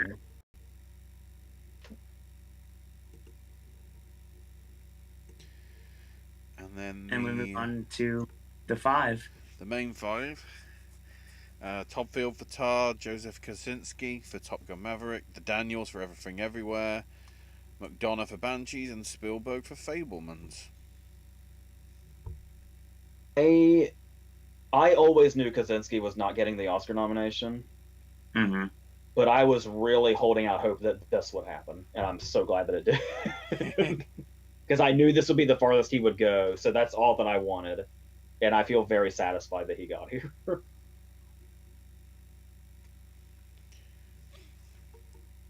Yeah, I'd say it probably, it's about right in terms of the way it should be, because I don't think any of the guilds were even acknowledging All Quiet on the Western Front existed, and now all of a sudden they did. It was always going to be the case where the international director usually comes from BAFTA, which, funnily enough, did not happen this year. Yeah. And with all the love and all the guild love that Elvis got, I was pushing Lerman for that 5th slot. That was definitely realistic. 100% it was. That's the reason why I went with it.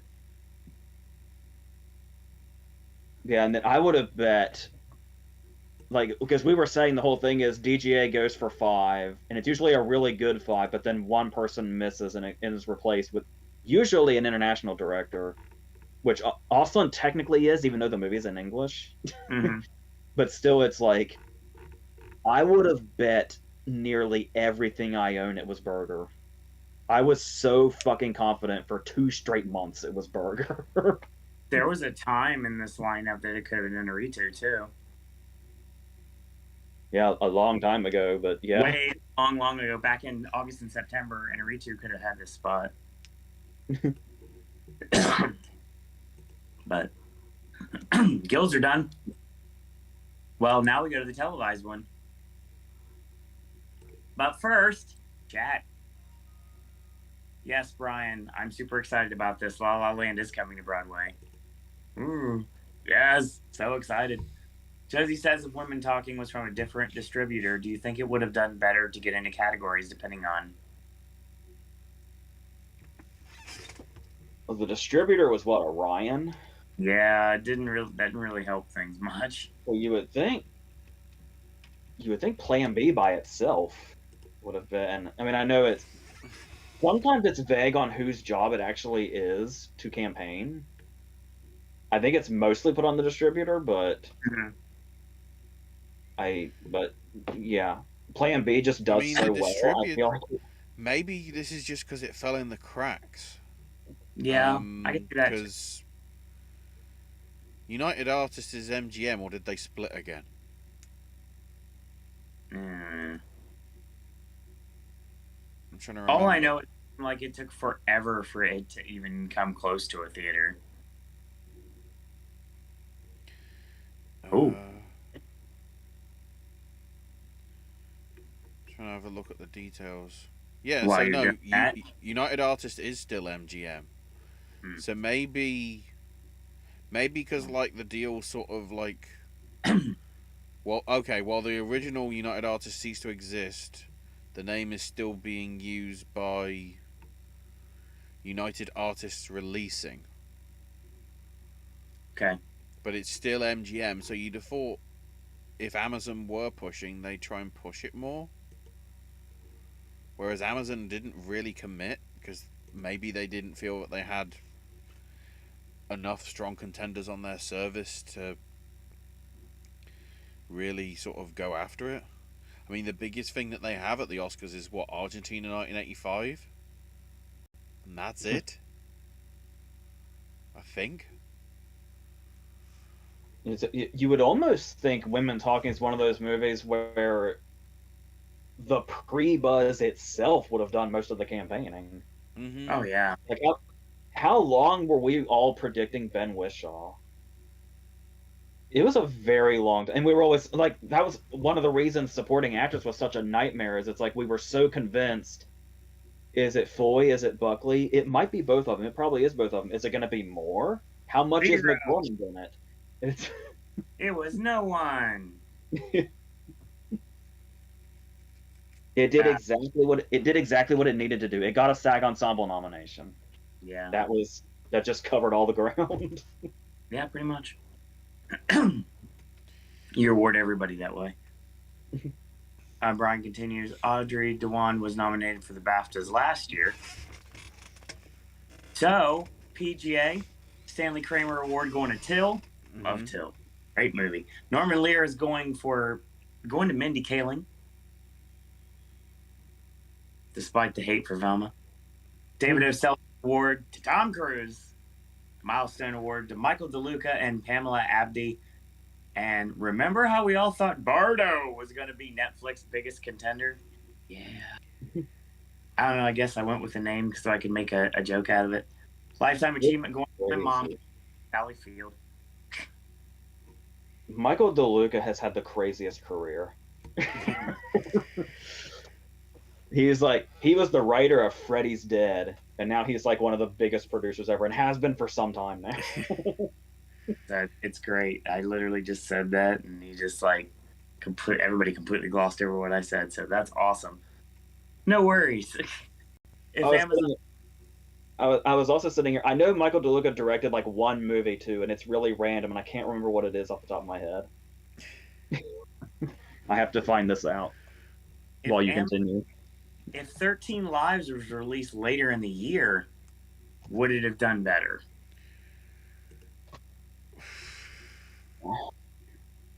All Brian questions. Possibly. All I know is it should have. Fair.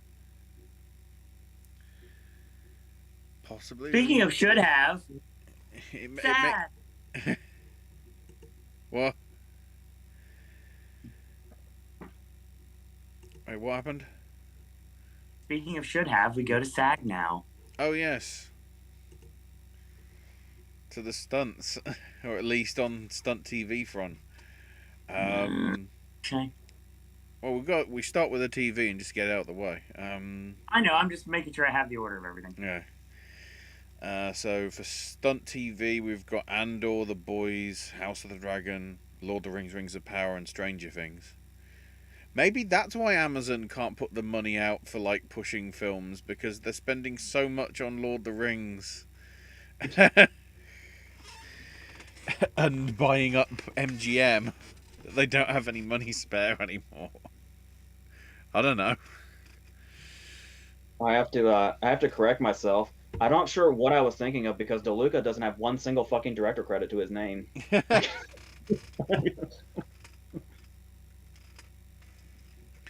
That changed quickly. I'd say a pretty strong list. The usual suspects in here. Yeah.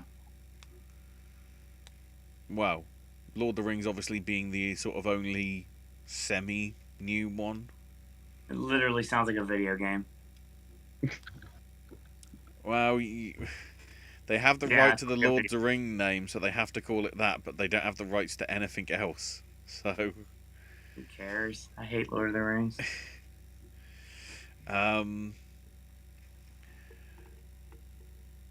See AJ's speech from Clerks 2. The Boys has a really terrible G Fuel energy drink that I don't recommend. It's like nasty Sprite wannabe, and it's not good. It's a very good show, but as usual, if it's anything related to sort of like branding just to try and get you to try it, there's probably a risk that it isn't good. It's just gonna have the name to try and get you hooked on phonics. So in the solo actor and actress categories, for actress in a musical or comedy, we've got Christina Applegate for Dead to Me, Rachel Brosnahan for Marvelous Mrs. Maisel, which is weird that that's the only time that her name has shown up this season. I can never keep track of when that fucking show's even on. Yeah. The only time I know about it's during the award shows. The only time you ever hear about it. Quinta And then it Brunson. always fucking sweeps. Quinta Brunson for Abbott Elementary, Jenna Ortega for Wednesday, and Jean Smart for Hack. So I'd like to see Applegate win it. It certainly would be a good love letter to her career. And considering how SAG sort of normally does sort of vote that way to some extent, there's a good chance, but we'll see. Looking at you, Jean Smart. We'll get there. And then on the TV comedy front, Anthony Carrigan and Bill Hader for Bear, Amazing. Steve Martin and Martin Short for Only Murders in the Building. Barry. I said Bear because I knew the last one was Jeremy Allen White for the Bear. Anthony Carrigan and Bill Hader for Barry, not Bear. I thought you got weirdly lazy and decided to shorten Barry. That's something Ashley has done before, so there is a precedent that has been set. 3 bears and 2 murders. I can't reach one more syllable. One more syllable's too much. For bear. And there's actually a show called The Bear. There you go. Oh yeah, by the way, Only Murders in the Building doesn't fit the rhyme scheme.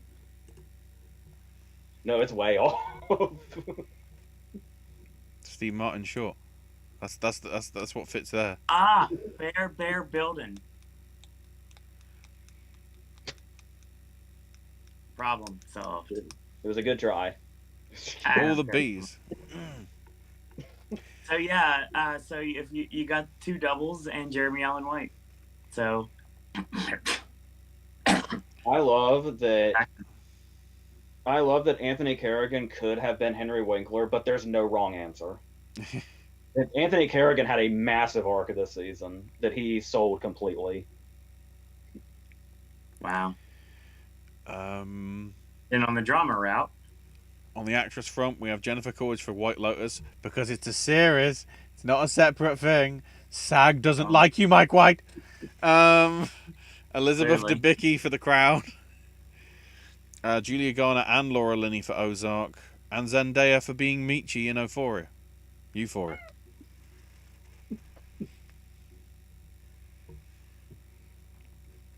I'd say it's probably the Coolidge thing obviously doesn't fit because obviously that's the way that SAG sees it. right? Just because it, basically because it's another thing of the White Lotus, and it is a continuing over character. So like, how can it be considered like separate? It'd be different if it was actual different cast completely for the season rather than bringing returning characters. But and then on the actor front, Jonathan Banks as well as Bob Odenkirk for Better Call Saul, Jason Bateman for Ozark, Jeff Bridges for The Old Man, and Adam Scott for Severance. I always love the curveballs that SAG throws, because when it comes to them including supporting, not only is it harder to get in because there's no supporting category, but they always go for a different one, like how they went with Kerrigan instead of Winkler and then going for Banks instead of Esposito is really cool. And how it's kind of we get a whole kind of spread love throughout the season. And then you can get the ensemble and like put over everybody. Yeah. On the miniseries TV film front, we have on the actress side Emily Blunt for The English, Jessica Chastain for George and Tammy, Julia Garner for Inventing Anna, Niecy Nash Betts for Dharma, the Netflix thing, and Amanda Seyfried for The Dropout. I felt okay because the Globe nominations came out, and it's like, oh, that's weird that Blunt's not there. I mean, go fuck yourself, but all right, whatever. And then Critics' Choice came out, and it still didn't happen even with all those slots. And it was like, okay, fine. You never really mattered anyway. But I never got too bent out of shape because when it comes to Blunt, SAG never disappoints me. Nope. Her peers love her, as they should. and I'm very happy about this. And I look at her competition, and honestly, I feel like it's going to be hard to go against her. I would say, I mean, I would love that. Like I said, because obviously they do love her. Hi, Fred. There's a lot of, because she's my favorite person in the industry. Sure. Two of her competition are two other people that I would call favorites in the industry, for me personally, with Chastain and Garner. So I just love this category. That's fair. And which is really funny since I'm not an Amanda Seyfried fan at all, so she sticks out. I would say, not just because it would be the fucking worst to see her beat her, but just in general, I do think if there is a front runner here, it's probably fucking Seyfried. Yeah, I'd say so. But I can dream because they love her. Like when our video comes around, obviously I'm not going to put my bad luck on her because that's not how I do predictions. You're not going to eat the point just because? You're not going to pull a me? No, because if I pick Seyfried and she wins, at least I get the point. That sucks about the way we do this. We have to root for people we may not want to. Yeah, it's either you get what you actually want to win, or it's the other way around, but you get the point. I'm looking at Best Actress being that answer for me this year, obviously. And then this category is amazing. For actor, we have Steve Carell for The Patient, Taron Egerton and Paul Walter Hauser for Blackbird, Sam Elliott for 1883, And Evan Peters for Dharma. I don't care in this world. I feel like Walter Hauser is going to get my vote no matter what he does moving forward, just because. Yeah, I feel like this is one of those rare instances where the front runner is the supporting performance of the group. Yes. Because not only is it an extremely acclaimed performance, but I'm pretty sure he's extremely well respected by actors. So I feel like this is looking good for him, and I hope that's the direction it goes. And then on the ensemble front, for TV comedy, we have Abbott Elementary, Barry, The Bear. I'm having to enunciate that right now. I'm paranoid. Hacks and Only Murders in the Building. Which I'd want to say it's probably between Abbott and The Bear, maybe. Don't discount Hacks ever. It's always lurking in the shadows. Yeah, true. Even if it's ensemble, I can't believe fucking Sarah Goldberg finally got nominated for anything. I said I don't know who she fucked over, but holy shit. And for TV drama, we have Better Call Saul, The Crown, Ozark, Severance, and White Lotus.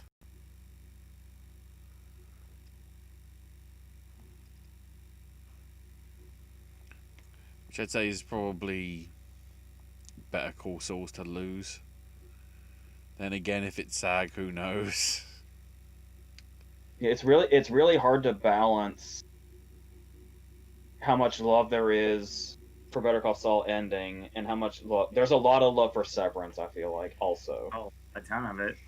It feels like it's always the new one versus the ending one. Yeah. So then into the movie stuff, unless you want to... If we've got some comments in chat. Last thing I have here. Hi, Cassie. Josie says, "Oh my God, Ashley, I was thinking the same thing as far as Amazon, Lord of the Rings, and MGM/UA Awards campaigning. Hashtag justice for Better Call Saul. Can't believe, Ashley, that..." Oh, this was Brian's line. "Can't believe, Ashley, that prediction for Blunt winning in her lead performance for supporting actress in A Quiet Place. Blunt / everybody supporting in Mary Poppins Returns, even the original 64 film as well." And Josie says, "No Seahorn here, a-holes." Yes, you could put Ray Seahorn in the same place as Sarah Goldberg. It's like, who did they fuck over? This seemed like certainties for both of them. Although apparently Rhea's character was a Jeopardy clue yesterday. I'd be happy with either Severance or Better Call Saul winning. As long as each wins stuff, I'll be happy. Okay. Movies. Yeah. To what at least Owen mainly cares about. There's 3 movies on here that I care about. Wow. Stunt Ensemble. Yeah, just on Stunt Ensemble. There are other movies that he cares about that are showing up later, don't worry. So on Stunt Ensemble for film, we have Avatar, Batman, Black Panther, Top Gun Maverick, and Woman King.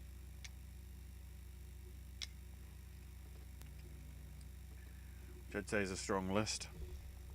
Yeah. Woman King's, I guess, sort of being the outsider.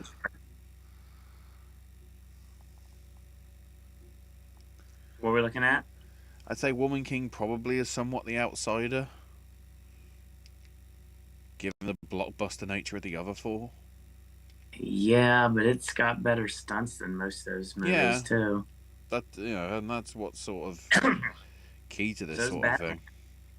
So does Top Gun. Yeah, this is interesting because there's such an eclectic group of what the stunt work is for these movies.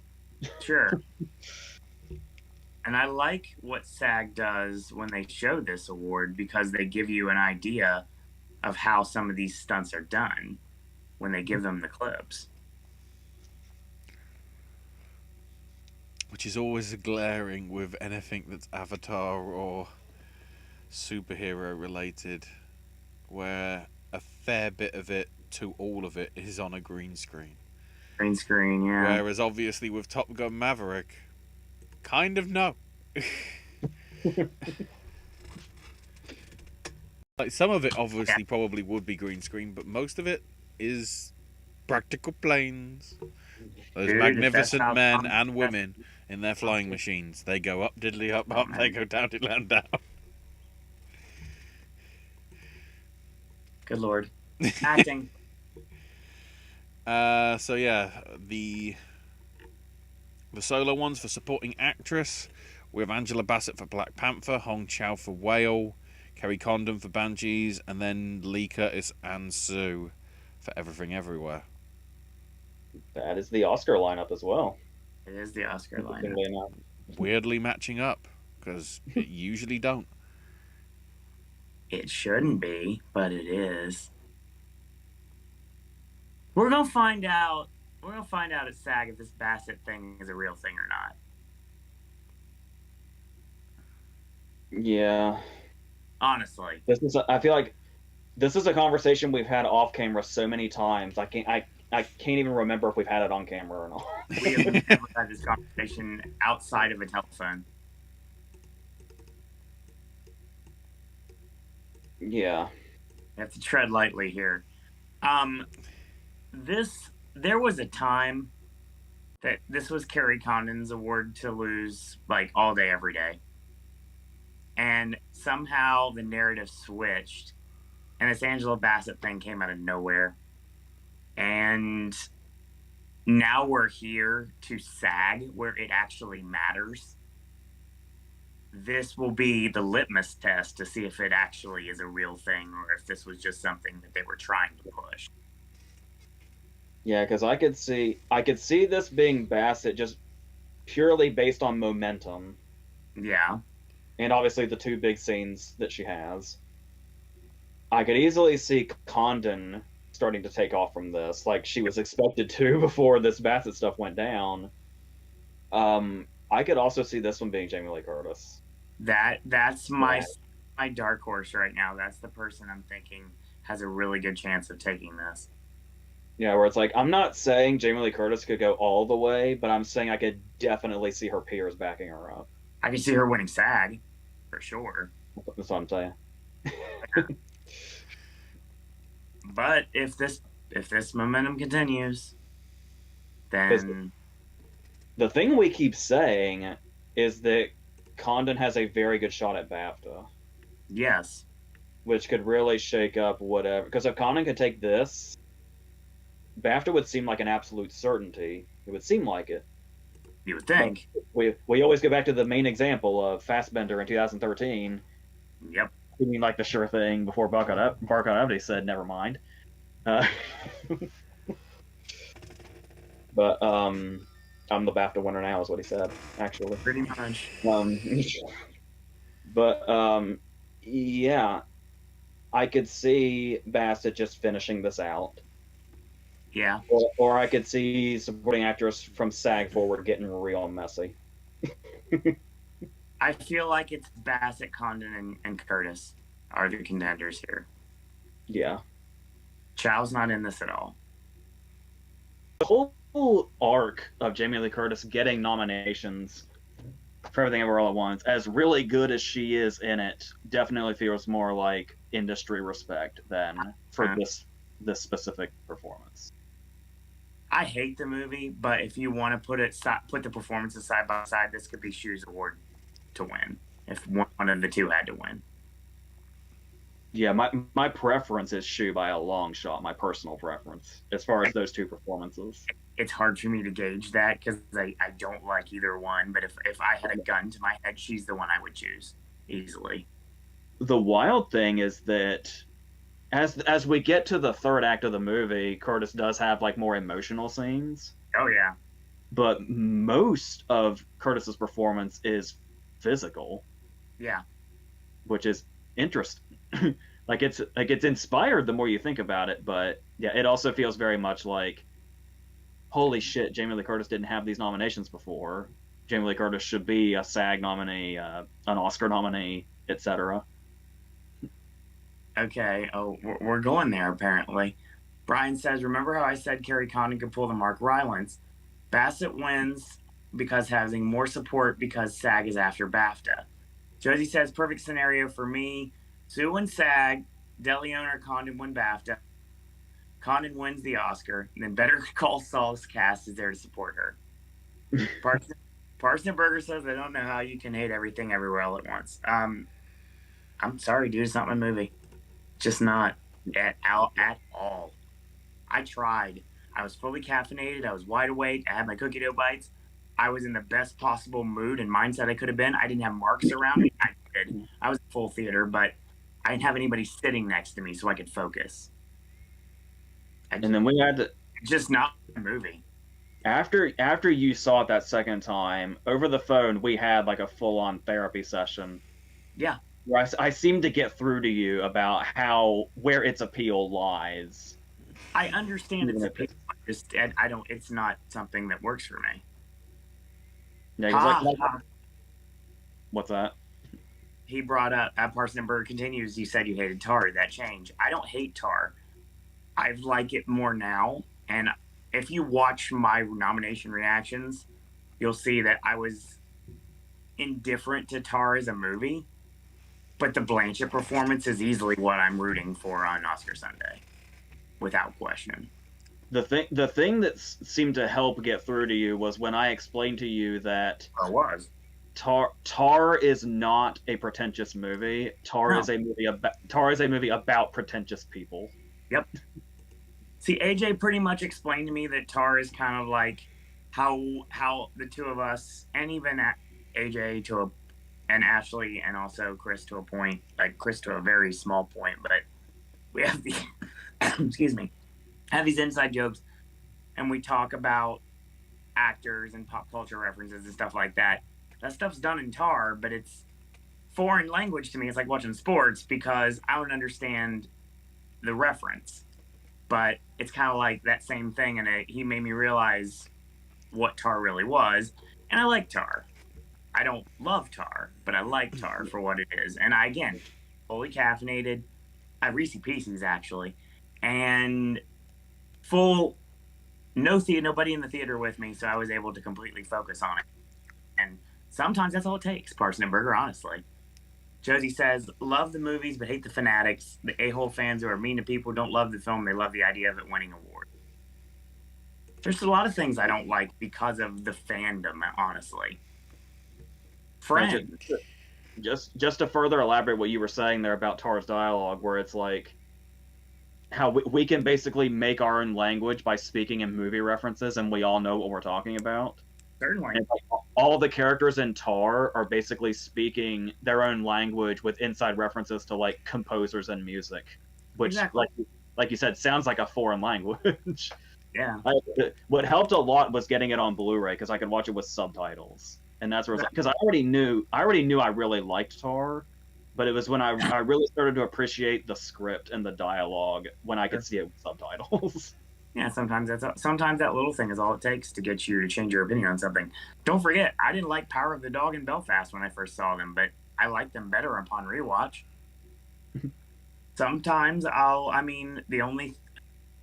have a way to see Triangle of Sadness in the very near future that might get me to like it more, but I've given everything else a rewatch, and I like what I like, and I don't like what I don't like. And I really tried and to see why people like what they like, but I just didn't get it. Parsnip Burger says, I found that Birdman was pretentious and about pretentious people. You can. That can happen, where it could be. It could be about pretentious people and pretentious in itself. But still, the funny thing about Birdman is that it does seem incredibly self-important, but it also feels very throwaway when you think about the fact that Inarritu just made it, killing time until he could make The Revenant. Totally. Which is hilarious. Of course. Parsnip doesn't care which film wins as long as it's not Top Gun. no matter how good it is. I never saw it, and I won't because of Tom Cruise. Never watched the original either. Yeah, to each their own, Parsnip Burger. Let's go on to BAFTA. No. Take this home. We've got other SAGs. Oh yeah, we go on to supporting actor now, which actually got it right partially. Yeah, we weren't even close to done with that. Supporting actor had Paul Dano for Fabelmans, Brendan Gleeson and Barry Keoghan for Banshees, Ke Kwan for Everything Everywhere, and then randomly Eddie Redmayne for The Good Nurse. I had that feeling the whole season that Redmayne was one of those ones that was going to get everything except Oscar. Like we said, there's so many options, but the example we typically use is Daniel Bruhl for Rush. Yeah. That you could just as easily compare him to like Gyllenhaal for Nightcrawler, or Shannon for 99 Homes, or Emma Thompson for Saving Mr. Banks. There's a bunch of recent examples. Tilda Swinton. That Redmayne just joins that list. There's always that person that makes everything except. And I think it's also just the fact that The Good Nurse just seems so off the radar anyway. And I know that's a weird thing to bring up when Andrea Riseborough is in the Oscar lineup, but still, it did seem like The Good Nurse was just kind of very outside. So, yeah. Then what should be the Oscar lineup? I'm glad Paul's in this lineup, though. Oh, yeah. For sure. Then what should be the Oscar lineup for actress? Blanchett for Tar, Viola Davis for Woman King, Ana de Armas for Blonde. Well, maybe not that one. Daniel Debweiler for Till, and Michelle Yeoh for Everything Everywhere. To bring it back to the Riseborough thing, there was, of course, the big thing about that one statement said that, what was it? Blanchett, Davis, Debweiler, and Michelle Williams, I think, were locks. If they were such locks, why didn't SAG vote for Michelle? Yeah, Williams was not a lock. Yeah. Williams should be in the De Armas spot for sure. 100%. That would be the perfect Oscar lineup. I love Robbie, but there's better performances. Thank God that didn't happen. I'd rather if it had happened than De Armas.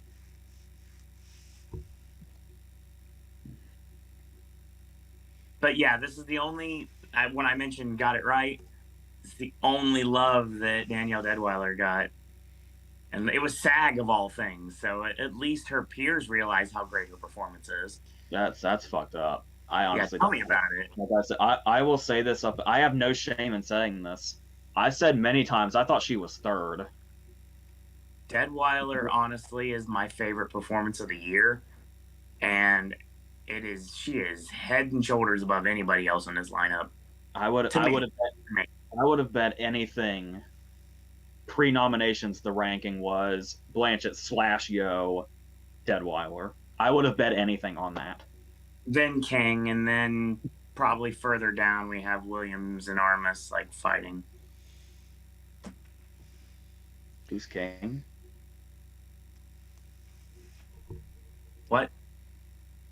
You said King. I'm confused. Is that Viola Davis? Did your brain go to Woman King and just say that?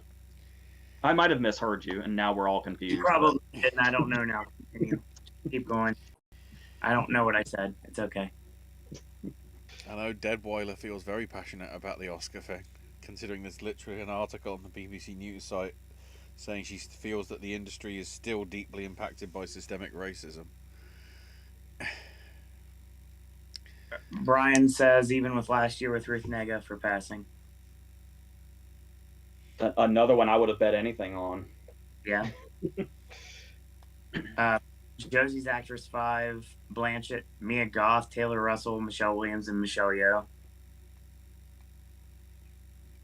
And then on the acting front, Austin Butler for Elvis, Colin Farrell for Banshees, Brendan Fraser for The Whale, Bill Nighy for Living, and Adam Sandler for Hustle, the random. I'm okay with the Sandman getting this 5th spot, but because I know how great he can be when he's serious. Yeah, the room was obviously listening when Jennifer Aniston gave him that shout out. They popped like crazy when Sandler was the fifth person announced. It was one of those ones where you knew it wasn't going all the way to Oscar, but I honestly think it's really nice that it's here because that is a really good. Sure. It's the one scene they're all talking about, so it's cliche at this point. But I mean, that scene where he's talking about the difference between like being great at something and being obsessed with it, Yeah. and how being great at it isn't enough. You have to be obsessed with it especially when it comes to like sports.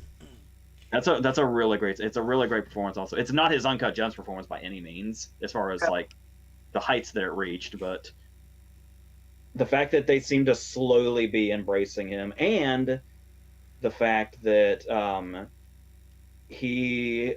there were talks about him working with the Safdies again. That's right. I read that too. I told you something, and I don't know how many people know this because I only heard it in one interview, and it was a video with a very low view count. Mm-hmm. It was some random interviewing Todd Field, and apparently Todd Field have known each other since the 80s. And this has gone on for a long time, and now apparently, and Field said the interviewer kind of pressed him, but Field said, "I can't really say anything, like, and I'm not gonna say anything, but me and Sandler are talking right now." Yep, that's right. It sounds like we're gonna have a Todd. It sounds like we're gonna have a Todd Field movie with Sandler, which I know it doesn't always work. I know, like, you know, him working with James L. Brooks should have worked and been better than Spanglish. Him working with Jason Reitman should have been much better than Men, Women, and Children. But if he works with the Safdies again and Todd Field close together, he could really be doing something special with his career right now. See, everybody loves Sandler's comedy roles from the 90s. We all do, and we all still talk about him and quote him to this day. But serious Adam Sandler is something of pure genius, and not enough people really recognized it until we got Uncut Gems. I mean, Punch Drunk Love is a gem in its own right, but most people skipped out on it. Most people didn't watch Funny People, and then you got something like Uncut Gems, and now you have something called Hustle, that is all. These are all stellar performances by somebody that is a very versatile actor that doesn't get nearly enough respect. And SAG realized that, and that's the reason why he got that fifth slot. And I think we mentioned before when they were doing, I think it was Variety. It was one of maybe the LA Times or something. It was one of the actor roundtables. Sure. And Bill Nye told Sandler to his face, one of his all-time favorite performances is his in Punch Drunk Love. Oh, I love that performance so much. And you could see like Sandler knew the weight of that comment from him. And then you're gonna have to wonder where we're going with this. Is this the start where Colin Farrell finally says, you know what, I want to make this a race? Is this Fraser's award to lose? Is this Austin Butler's award to win? There's so many things you can do with this one. Austin Butler is here to play. I know Austin Butler's here to play. It makes me think he's winning SAG. If I had to make bets right now, I would bet on Fraser from now on. Could be. But it may not be. We could always have a 2020 season where things get really crazy. Where when it was, Boseman's got this, Boseman's going to sweep, Boseman has this easily. Boseman got this. Mm-hmm. Then he lost BAFTA to Hopkins. Yep. And out of fucking nowhere, he lost the Spirit Award to Riz Ahmed. And that got really crazy at the last minute. See, like, that's just like saying that Farrell winning BAFTA is not necessarily a certainty like we thought it was, because Bill Nye could win BAFTA. Mm-hmm. For sure. He wouldn't do much to the race itself, but it'd be a nice little cherry on top of everything. But as I alluded to also, Farrell and Nye could totally do BAFTA. Yeah. Like I said, if Fraser wins SAG, I could see Fraser just riding the train. It could go the whole way. It's possible. Yeah. I don't know. I guess this is a fun category because I'm curious to see where it's actually going to go. And there's really no wrong answer. No, I would pick. I haven't seen Nye yet, obviously, because Living is evading me like fucking Wesley Snipes in Taxes. He's great. Very nice. Sorry, like a 15-year-old joke, but that's the first thing I can think of. That's so fun. But I almost said Will Smith in Taxes, but that's an even older joke. But yeah, but I would choose Farrell and Fraser long before I choose Butler, but I wouldn't be mad at Butler. So I think Farrell's the one fighting for the third right now. At this rate, he's got to show out at this point. Paul Mescal's sitting in the Oscar lineup, going, "Hey guys, I'm really glad I'm here." He's like the guys in Wayne's World 2 that are just happy that his mom gave him $1 and dropped him off at the park and ride. Yeah, Odenkirk is one of those people. I know that. That makes it even funnier to make that reference. We'll jump into it more so with BAFTA, but I'm wondering whether this will actually sort of be the final litmus test. I mean, admittedly, BAFTA's the week before, so that sort of helps anyway. But sure.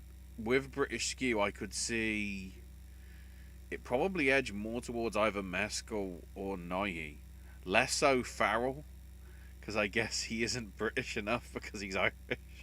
But they love Banshees, so that's true. Isn't Mescal Irish too? Yeah.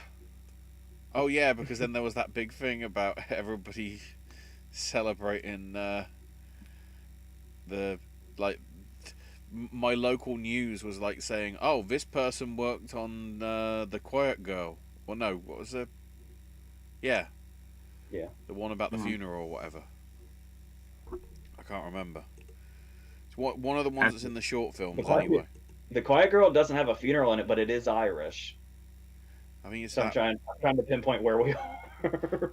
The one we're at Cast and a Motion Picture. That's where we are. Yeah, which is interesting because we've got Babylon, no precursors, Banshees, everything, everywhere, Fabelmans, and also precursorless women talking.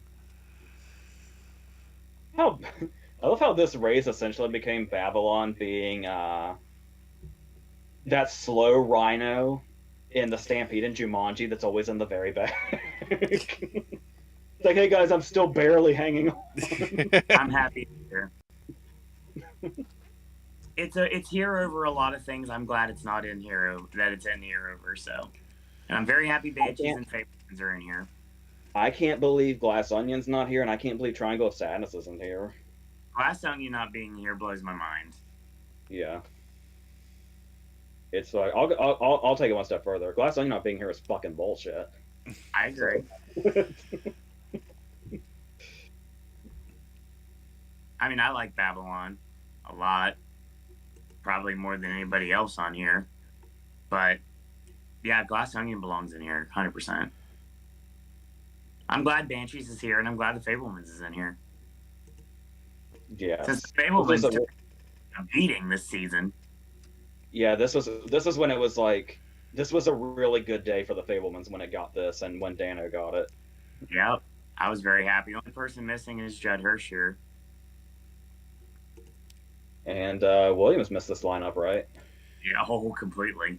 Interestingly enough, in retrospect. Yeah. This was what was trying to get us to get away from nominating her for the Oscar, but we still went it that way, and we still got it right, so there you go. I wanted it bad enough that I said it. Exactly. Your curse worked backwards for a change. It was nice. Yeah, this honestly can go to any of these movies, really. It's I say that. Michelle Williams didn't even make my top 10 when we did our lineups. I just love the Fablemans that fucking much. And I also love that the SAG Ensemble nomination means Rogan got some love. Yep, totally. Rogan's very good in it too. So did Gabriel. I'm very happy that he got nominated because he doesn't get nearly enough love in the movie.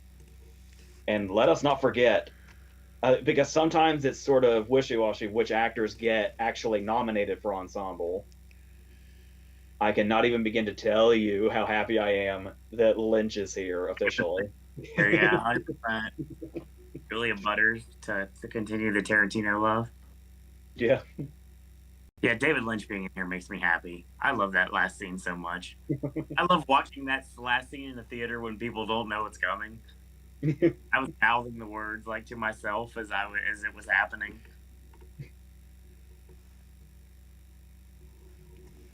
So it's time for. So we talked about how All Quiet on the Western Front didn't really do anything. Welcome to When It Did Something. The BAFTAs. We're here to the final 5. Hang on, I'm trying to. First, chat. Yeah. You can blame Sony Pictures Classics on why you're not getting Living in your theaters, AJ. Yeah, they fucking suck. Yeah, you're not wrong. Josie loves Bill Nye and Shaun of the Dead fame. Talk about Sandy Powell getting the fellowship this year, and Josie said as favorite of Tony Kushner's scripts. Well, it's funny we had this conversation recently. It's still he goes so far back, but I shit you not, the first thing that comes to mind when I hear Tony Kushner is Lincoln. Yeah. And I know like Angels in America and everything, but I gotta refresh my memory on what our options are. I'm looking at them right now. Excuse me, and then we'll go into BAFTA. Well, that can't be right. It's not just the 4 Spielberg movies, is it? Surely not. It is the 4 Spielberg movies and Fences, yes. Oh, wow. All right. So you got to go Fences versus Fabelmans. Yeah, since I'm not really well versed in plays and only movies, that must be why Lincoln comes to mind first. Yeah, probably Fences. I'd say the Fabelmans. All right, that was easy. BAFTA time! Even though I feel like most of Fences is still August Wilson. I'm not sure how much was adapted, but right. I'll say that anyway, just for argument's sake. Yeah, very good night for Banshees and Elvis. Decent night for Tar. Yeah, I think right on the Western Front. I mean, you got to give it up to Banshees for having a great season. Oh God, yes. Banshees aced just about everything. Same with Top Gun. Yeah. Banshees, Top Gun, and Elvis. There's another movie too, but it doesn't matter. Oh, you want to start with Rising Star? You want to start with Rising Star? Yeah. The list being Naomi Aki, I guess predominantly for I Want to Dance with Somebody. Which is now out of theaters, so I never got to see it. Which at the same time, I didn't realise she was British. Sheila Ateem, who sort of her was the more substantial 2022 because she also had a bit in Doctor Strange and the Multiverse of Madness, along with Disney's Pinocchio, while also doing a shit ton of theatre stuff still. Yeah, I've never really made this point yet because it hasn't really come up, but I would go so far as to say I would call Sheila Adam a standout in The Woman King, even more than Lashana Lynch. Because Lashana Lynch is obviously kind of the obvious supporting role, because Tuso and Beidou is leading. So, 100%. But like those scenes where Sheila Adams like the only one that really knows the secret are like some of the stronger scenes in the movie itself. Agreed. We have Emma Mackey for, I guess, predominantly Emily, because Most people don't want to remember Death on the Nile because I'm pretty sure her character was the one that was with her Army Hammer. Uh-oh. Maybe sex education, Ashley. On the television front, yeah. But that's been for a couple of years. Since 2019, yes. Yeah. I mean, case in point, Amy Lou Wood. Same number of episodes. Except, she sort of popped up a little bit a couple of years back with a theatre broadcast of Uncle Vanya, then last year with Electrical Life of Louis Wayne, and then obviously more so this year with Living. And then she's going on to... So that's right. She's in the Toby Jones Uncle Vanya, isn't she? Mm-hmm. Yeah. And then she's obviously going on to play Sally Bowles in Cabaret in a few months as well. Emma Mackey, by the way, has also got Barbie coming up later this year, apparently. She's cast in that. And then Daryl McCormack. Predominantly, I'd say, for Good Luck to You, Leo Grande, although technically, because it finished in 2022, if you want to look at his back catalogue, he was in a few episodes of Peaky Blinders, because I think he got introduced in Series 5, and then Series 6, which was the last one, except now they're doing a movie, and then they're probably going to do spin-offs of that, so, geez. And then also was a predominant spot in Bad Sisters as well, Sharon Horgan's series on Apple as well. And then and this is where sort of Naomi Ackie might possibly be the favourite, because if you look at her future, she's got Zoe Kravitz's Pussy Island, which is already in post-production, but we don't know when it's coming out. And we also know she's going to be in Mickey 17, Director Bong's latest upcoming project. Oh, yeah. With Robert Pattinson. And Aki was also opposite Florence Pugh in Lady Macbeth. And she had that gig in Star Wars Rise of Skywalker as well. I mean, none of us really went in on I Want to Dance with Somebody. I think there was one time where I had Aki in, when we had no idea what the fifth slot was at the time, but even so, it's kind of crazy in retrospect how that movie did absolutely nothing. Especially with when it came out in the prime spot. Because we kept saying oh, it's going to be another Jennifer Hudson, but at least Jennifer Hudson got into SAG. Sure. I Want to Dance with Somebody seemingly disappeared in between its release and nominations coming out. Right. Oh wow, Mickey 17's also got Stephen Yeun and Toni Collette and Mark Ruffalo in it as well. That cast is looking good. That's gonna be amazing. March 2024. We've got 12 months. Jesus. Couple comments in chat real quick. With the exception of Whiplash, Sony Pictures Classics doesn't look like they like to put their movies on streaming service.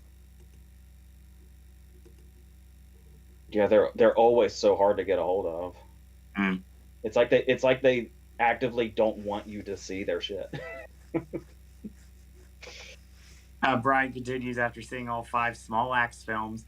Did not know Letitia Wright, Michael Ward, and Naomi Ackie were in their movies. I know John Boyega was in it, and I like 3 out of 5 of those movies. Okay.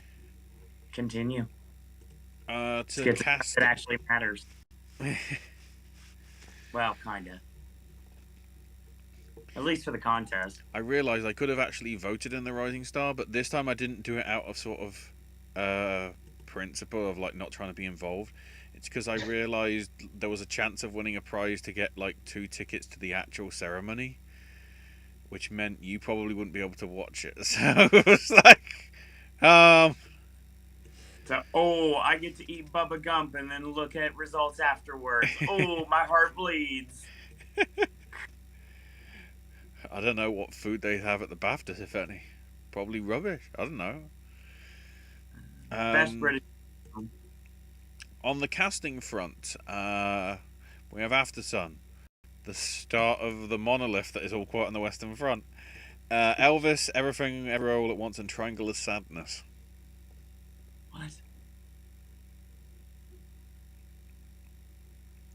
An interesting mix, I'd say. Yeah. Because you're obviously going from stuff with like a lot of actors to stuff with, very few, like After Sun. So it's more a case of, do you credit like getting it right for loads of people or getting it perfect for a few people? Yeah. This could be a Triangle of Sadness win too.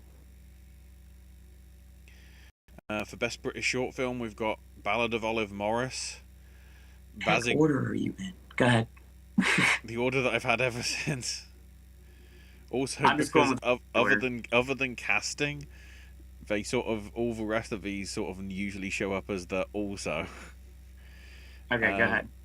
For British Short Film, Ballad of Olive Morris, Gaga, Bus Goer Drifting Up, and An Irish Goodbye. That's the one that I think I was thinking of, where it was like, this person worked on the production of this short film, even though they're not from Ireland, and like, they won't be getting the BAFTA or Oscar. So. But I'd say, considering Irish Goodbye is the only one that sort of carries over, that might be a front runner here. Just calling it now. Speaking of, for British short animation, we've got The Boy, the Mole, the Fox and the Horse, Middle Watch, and Your Mountain is Waiting. I don't think I need to, I've gushed about Boy, Mole, Fox and the Horse enough. I will save more gushing to next week. An animated film, again, we cut it down to 4, and I'd probably say that this is a good 4. Del Toro's Pinocchio, Marcel the Shell with Shoes On, Puss in Boots' Last Wish, and Turning Red. I love how you can just look at that lineup and it just feels like they said, well, these are the main 4, obviously, so let's not even bother with a random fifth. Maybe that's why This could have been the Marcel. bad guy's spot. Maybe that's why Marcel the Shell with Shoes On is actually getting the release like close to me, or next Wednesday and Thursday, because then it's like a couple of days ahead of the actual threshold for when releases have to be out, sort of thing, to qualify for BAFTA. So, at least I hope. Then best film not in the English language, we have All Quiet on the Western Front, Argentina 1985, Corsage, Decision to Leave, and The Quiet Girl. I'd like it if All Quiet on the Western Front didn't win this, despite the fact it's also in picture. It's so wild. Is this the last time we're talking about Decision to Leave? I think so. It might be an international at the Spirit Awards. I don't remember, but as far as like major things, I don't really consider the Spirit Awards a major thing. Hang on, international. No, That's more because point. for international in spirits, it was Return to Seoul instead. Although that is also French, Belgian, and Romanian, so I don't know.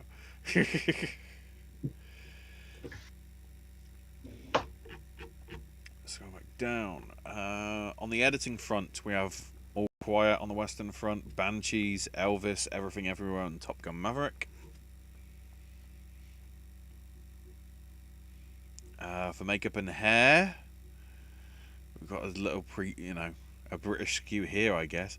All Quiet on the Western Front, Batman, Elvis, Matilda the Musical, and The Whale.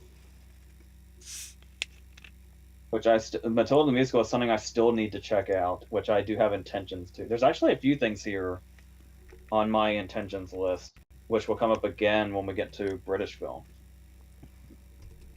I'm guessing in that respect it's probably for Thompson's makeup on Trunchbull. More than likely. Yes. Sight unseen, that's what I was betting on. That's why. It's either Fat Farrell, Fat Hanks, Fat Thompson, Fat Fraser, and is there anybody fat and All Quiet on the Western Front? I don't believe so. No, it's Fat LaFree. There's literally a character, at least in the book, whose sole trait is he can eat constantly and never gains weight. It's the total opposite. If only. For costume design, All Quiet on the Western Front, Amsterdam, Babylon, Elvis and Mrs. Harris Goes to Paris. Yes. A category with Amsterdam and Babylon. Holy fuck! Get it away from me. And I like Babylon. It's just there's so many things I hate about it too. Amsterdam has no redeeming qualities though, except Bale tried, which is more than you can say for the rest of the cast. For special visual effects, we have All Quiet on the Western Front, Avatar: Way of Water, Batman, Everything Everywhere, and Top Gun: Maverick. I think the only reason why I said the full title for Avatar is that's the only nomination it got.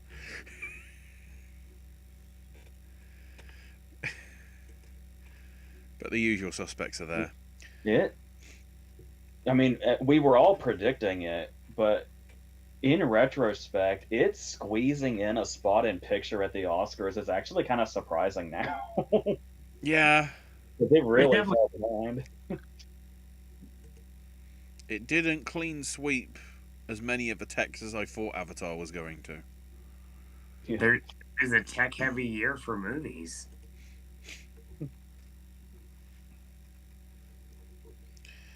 On the production design front, we have All Quiet on the Western Front, Babylon, Batman, Elvis, and Del Toro's Pinocchio. I'm still kind of. It's still wild to me that Pinocchio did not get Oscar nominations outside of animated. Yeah, there were so many options it could have had that it would have absolutely deserved, like that it should have, and it's kind of a tragedy. For production design, we have All Quiet on the Western Front, Babylon, Batman, Elvis. Sorry, said that. Sound. Shot major. All Quiet on the Western Front, Avatar: Way of Water. Oh no, it isn't again. Elvis, Tar, and Top Gun. Again, the sort of usual suspects there. Then a mix-up on the original score. We have Volker Bertelmann's All Quiet on the Western Front score, Justin Hurwitz for Babylon, Carter Burwell for Banshees, Son Lux for Everything Everywhere, and Alexander Desplat for Del Toro's Pinocchio. Ever since somebody brought up in the chat that the score for All Quiet on the Western Front sounds like a Lecter's theme, it's so accurate. It's all I can think of.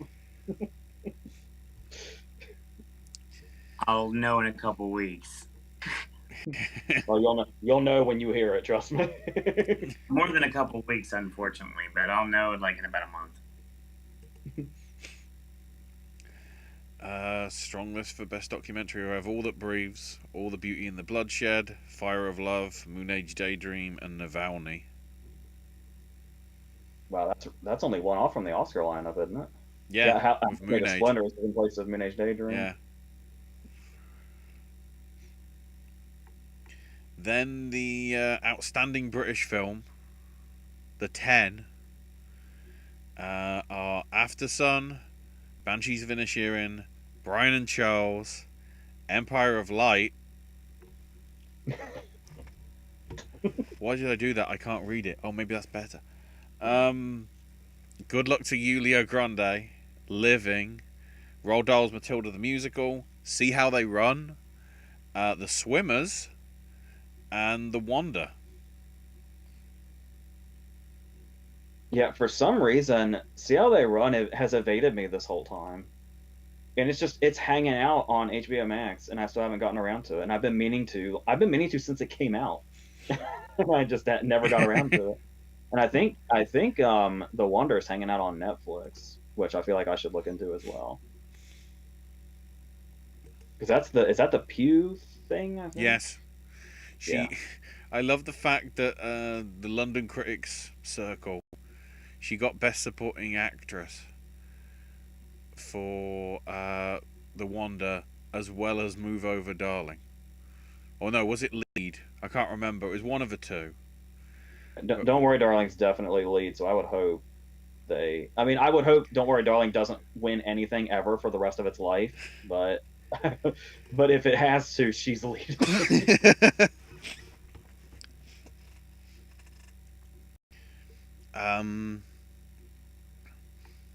Swimmers, I think, is Netflix as well.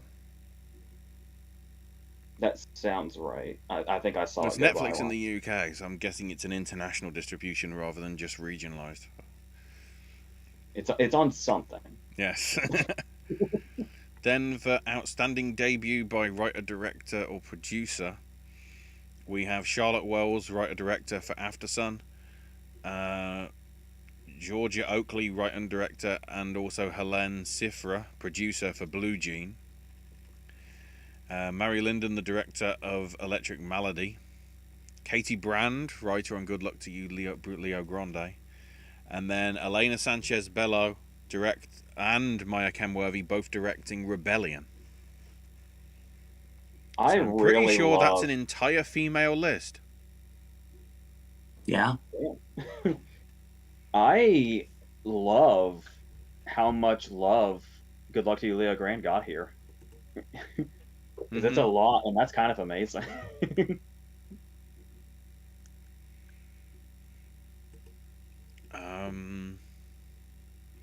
Then for cinematography, James Friend for All Quiet on the Western Front, Greg Fraser for Batman, Mandy Walker for Elvis, Roger Deakins for Empire of Light, and Claudio Miranda for Top Gun Maverick.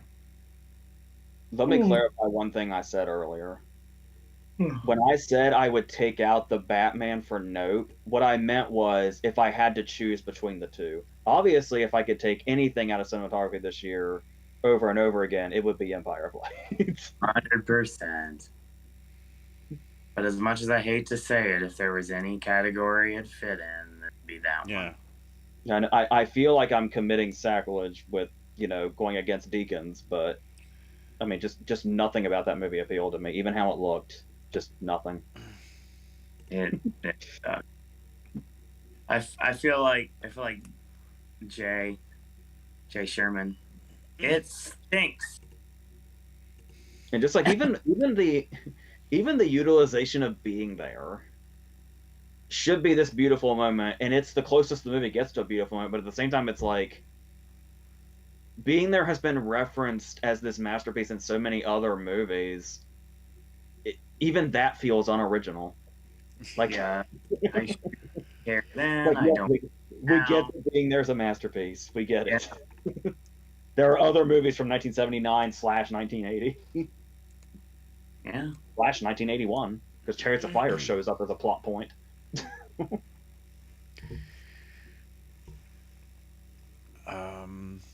you want to go before we get to sort of the big eight? Do you want to see if there's any more comments or? Yeah, there's a few. Brian talking about Encanto winning the Grammys. It was nominated for soundtrack, score, and song. Josie says many are predicting Banshees to win BAFTA, or even All Quiet. I hope so. But with the sophistication, I can see a world where Tar wins film, Blanchett and Field when directing or writing. We'll see. Loved how Banshees has a good precedent with how well Three Billboards performed here. I think Banshees got great. It's going to have a great BAFTA, honestly. Not just because I love the movie, but I feel that it's a real good chance to have a great BAFTA. Love See How They Run. Wish it got more attention. Would like to have seen it get in for costumes and production design, says Josie. Brian says Pugh won Best British/Irish actress in any role. So yeah, she won both the movies she was in this past year, as was just mentioned a few minutes ago. Continue. I'll bring up an issue. I'll bring up an issue I have with those London Critics or whatever it was, English Critics Awards in a minute when we get to the category that it affects. So adapted screenplay, we have Colm Burrid for Quiet Girl, Edward Berger for All Quiet on the Western Front, Samuel D. Hunter for The Whale, Kazuo Ishiguro for Living, and Rebecca Lenkowicz for She Said. Weren't we asked weren't we asked this week why we were predicting the whale in adapted screenplay? I think so. It was looking pretty fucking likely. Yeah, well, at this point, after BAFTA came out, so was She Said, for that matter.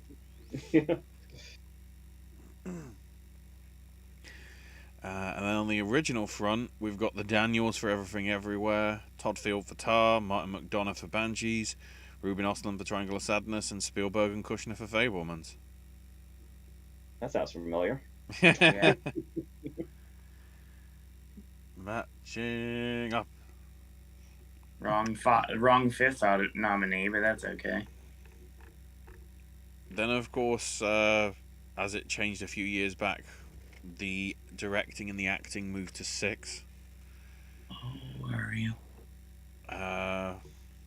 So on supporting actress, we have Angela Bassett for Black Panther Wakanda Forever, Hong Chow for The Whale, Kerry Condon for Banshees of Inisherin, Jamie Lee Curtis for Everything Everywhere All at Once, Donnie DeLeon for Triangle of Sadness, and Kerry Mulligan for She Said. Thank you for nominating Carrie, even though it's category fraud. I'm just happy she's here. She deserves to be here. And now that we have the retrospect, we just have to mention how kind of bizarre it is now, knowing what we know, that Donna DeLeon did not go farther than this. Certainly. Because I would say she'd have Hong Chau's spot right now if things added up. Yeah, that makes sense. That would make sense, honestly. Yeah, because if you were to tell me before the Oscar nominations came out, hey, I'm from the future, Triangle of Sadness gets in picture, director, and screenplay, and The Whale misses picture and adapted screenplay, who do you think is getting in supporting actress? Yep. I would have said Dolly De Leon years before I would have said Hong Chow with that information. Certainly. That's why when you predict the Oscar nominations, you got to go a little fucking crazy. Sometimes. How'd you know, Monet? Yeah. We tried. We really did. By the way, forgive my excessive profanity. I don't know where this is coming from in this particular video, but it's just I am projecting what I want to say onto you to say through me. But I can't say it through me. I have to say it through you.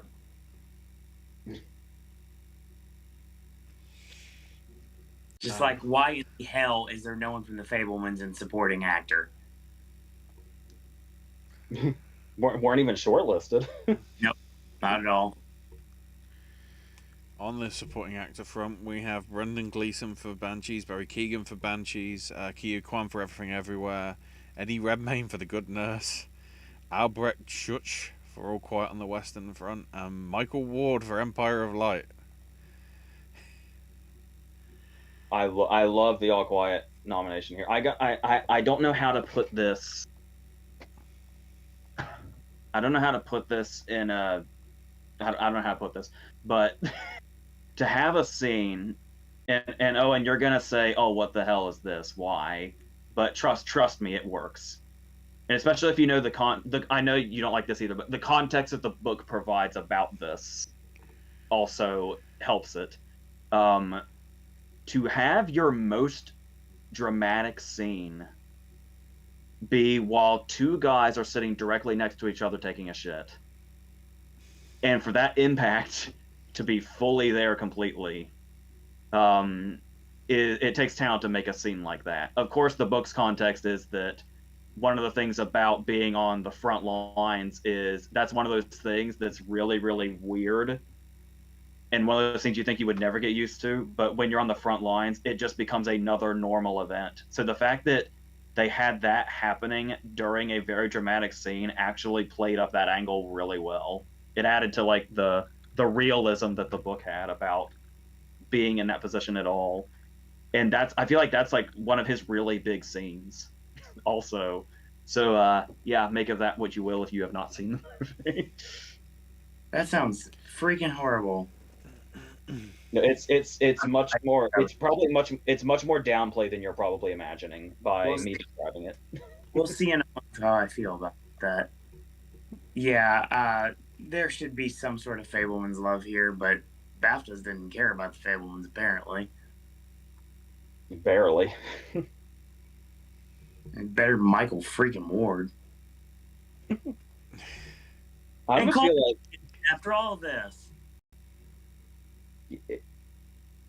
it feels like the BAFTAs looked at Empire of Light on paper and nominated it based on that. that sounds about right. That's how I wish I could have looked at it. Useless piece of cinema. Leading actress, go. Ana de Armas for Blonde, Kate Blanchett for Tar, Viola Davis for The Woman King, Daniel Debweiler for Till, Emma Thompson for Good Luck to You, Leo Grande, and Michelle Yeoh for Everything Ever All at Once. Again, Michelle Williams should be here, and thank God they nominated Danielle Deadweiler here. And I've been saying this before, but I mean, I love that Thompson nomination. That's not a surprise, honestly, here. I figured there was going to be at least one British skew to make it in the 6. I didn't see Blonde, and again, I have no interest. But De Armas getting all this love either tells me that this performance actually is something worth watching, or it just sticks out like a sore thumb. Part of me feels people pity her for having to go through what she did. I think. AJ, response? Just that. I think it's just she committed to that kind of thing. But yeah. Because I don't even remember much about her performance itself. Just the bad shit happening to her. I swear, sort of Dominic was sort of like trying to say, "Oh, you know, this is a love letter to her," but really, it sort of shows her at all her lowest points in weird sort of like David Lynchian style scenes in some cases,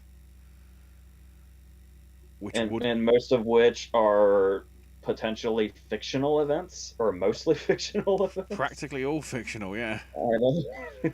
And then you have two self performances in Deadweiler and Davis that just go, well, sorry.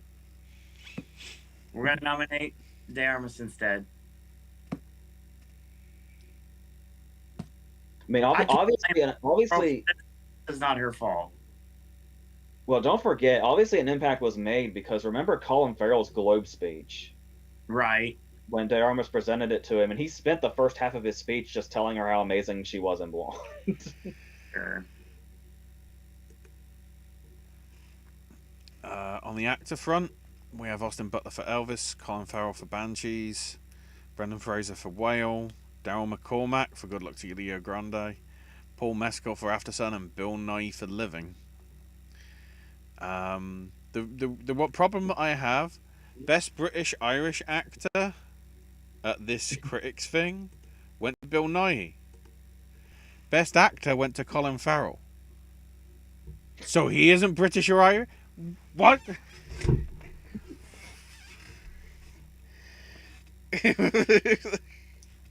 Yes, exactly. Good God, take this home. We've always been going 3 hours. I feel like I could sense unspoken here. Our goal is to get to 9 o'clock when we're done. Rare or thereabouts, I think. But that's okay. Then, you were wrong, AJ. For Best Director, we have Edward Berger for All Quiet on the Western Front, Park Chan-wook for Decision to Leave, the Daniels for Everything Everywhere, Todd Field for Tar, McDonough for Banshees, and Gina Prince Bythewood for Woman King. Yes. It feels pretty wild to have two movies in BAFTA's director lineup that blanked completely at the Oscar lineup. I also find it interesting that they expanded the director list to 20 to be 10 women and 10 men. I think with the idea that there would at least be 1/3 women in the actual shortlist of 6. Sure. So then when it changes to sort of that and like no Aftersun in there, surprises me. I was so confused during the announcement because for some reason, I was under the impression they were intentionally doing 3 dudes and 3 women.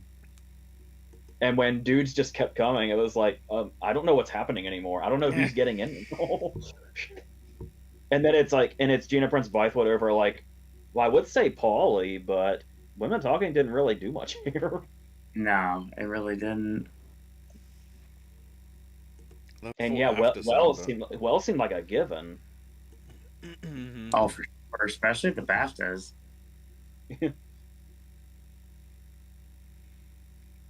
And then on Best Picture, Best Film, or however it's been described this year, because BAFTA always try and be different. We have All Quiet on the Western Front, Banshees of Inisherin, Elvis, Everything Everywhere All at Once, and Tar. This was Elvis saying it's not going anywhere. It really planted a flag here. It's a heck of a player right now. Elvis is top 5, no matter what anybody thinks.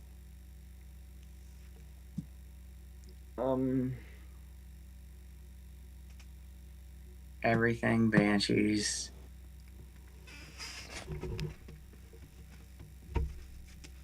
I don't know. This is always a hard game. What the top 5 is. Well, at this point, I think it's Everything then Banshees. I think that's a pretty guaranteed top 2. At this point, The Fablemans is probably close behind that. I say Fablemans is 3rd. Elvis would be 4th. I would say Tar is before Elvis. Yeah, because of field, screenplay, and picture. Because Tar snuck into a couple of texts that were unexpected. That's right. With the Oscar lineup. And Elvis is in texts that were not unexpected. Yeah. So so there you go. That makes the perfect sense. It's Everything, Banshees. Then we've got Fablemans, Tar, and Elvis. That's your 5. I would have said Top Gun was 5, but that cinematography snub fucked me up. I think that's what did it right there. Because Top Gun has to be 6 because of all its guild love. But then again, Elvis got the same guild love that Top Gun got, but did better in the Oscars than Top Gun did, but just barely. So, yeah, it's hard to figure this out, honestly. All we know is that, actually, no, I would say, all we know is the women talking is got to be dead last at this point. I would almost say Avatar. No, can't say Avatar because Avatar's got all the tech love. I would almost say Top Gun cinematography snub is balanced out by Kaczynski making DGA. Yeah, that makes sense. But I said this conversation is always impossible. So, but Elvis getting into ensemble was a big deal too.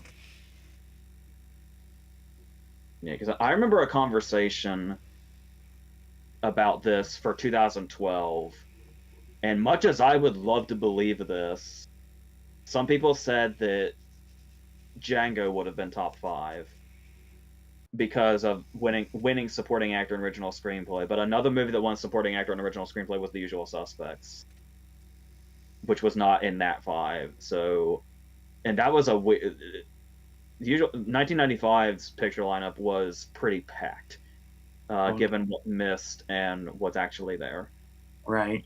So this game is anybody's guess. Chat jumps in on this too. Parsonenberger says The Whale was critically panned. That's why it makes such little sense it would have a screenplay nomination. Hate to bring this up. I know Owen in particular hates Gold Derby.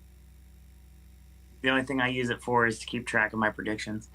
How many times are we going to have to say being critically panned might not matter? Yeah, it totally doesn't. Josie says, I love Stephanie Hsu getting nominated, but film Twitter wasn't so aggressively calling for that nomination. Perhaps Dolly De Leon could have gotten in. I would definitely swap out Bassett for De Leon. Yes. I'd swap out someone else for Bassett, but I mean, De Leon's not a bad choice. If I get past the second half of the movie that I can't really tolerate, the first and the third half of the movie she really shines, especially in the third half. the third part of the movie, she definitely shines. It's almost the only part she's in. Almost. Well, I mean, that's where that's where I can see why her performance is so below. Mhm. By the way, I've been watching you guys for years. Been sub for about 8 years now. Yeah. Oh, thanks. Thank you. Appreciate that, Parsnip Burger. Just never am able to get to the lives when they're live generally, but I watch them back. We appreciate, I guess, that. Go ahead. While he's showing his appreciation, I want to point out, I hope I didn't sound too short there about the critically panned thing. Yeah. Like, just critically panned stuff does get in. Yeah, it can. Josie hasn't seen Black Panther 2. Hasn't seen Wakanda Forever either. Doesn't plan to. I'm sick of the MCU. I'm getting there. Like, when I go to Ant-Man, I'll be dragging myself.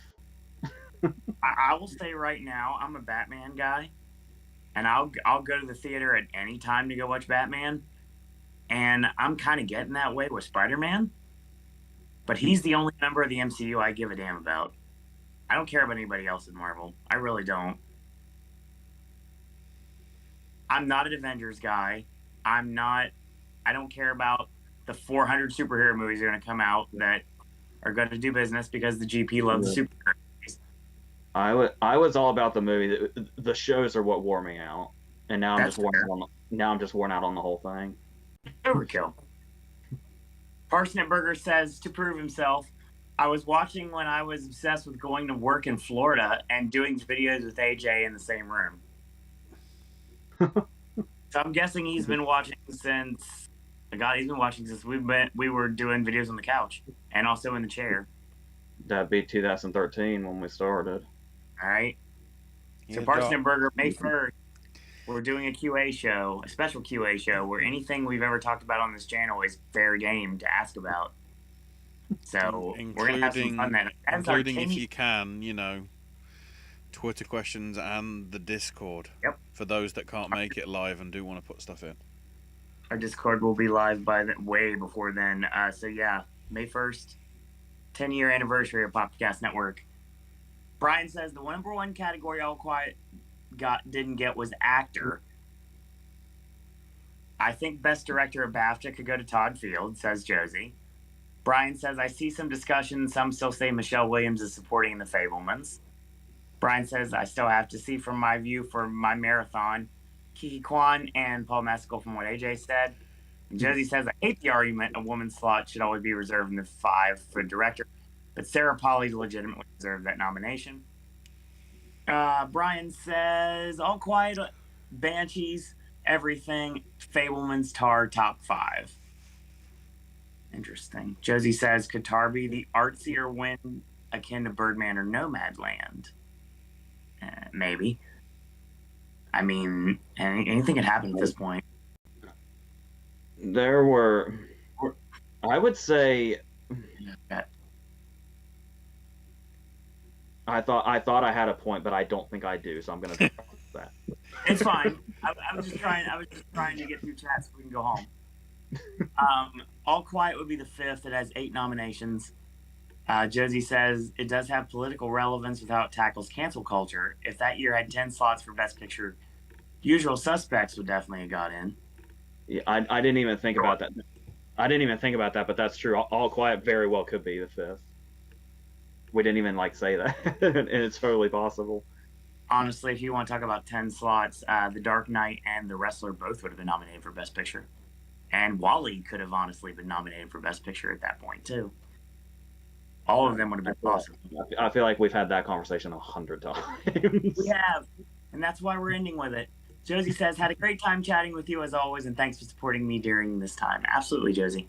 I'm going through some stuff right now, too, that I'm not going to talk about on here. So, yeah, it's always good to have a friend if necessary. Parsnip Burger says, nah, no AJ snarkiness. Doesn't bother me. I often agree. By logical reasoning, which award shows aren't always, a bad movie means the script is generally bad. And that's how we're taking it home. True.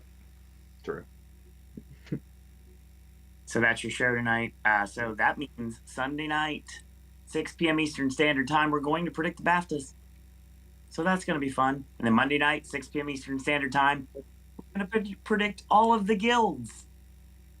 We almost just accidentally already did that. Yep, for the most part, much did. So watch the show. Don't not watch it back. Trust me, there's gonna be a reason to watch the actual predictions. But yeah, thanks everyone for joining us live tonight. Lots to talk about, and we did it in over a little bit, a shade over 3 hours. So yeah, but that also is almost an hour doing housekeeping and taking over chat before. So we had just 2 hours plus. So that's cool. No problems with that. Ashley can be found on @Ashes My Name UK on Twitter. More Ashley content, snack stashes, and the such coming eventually. If I have to plug them into the new schedule, I will.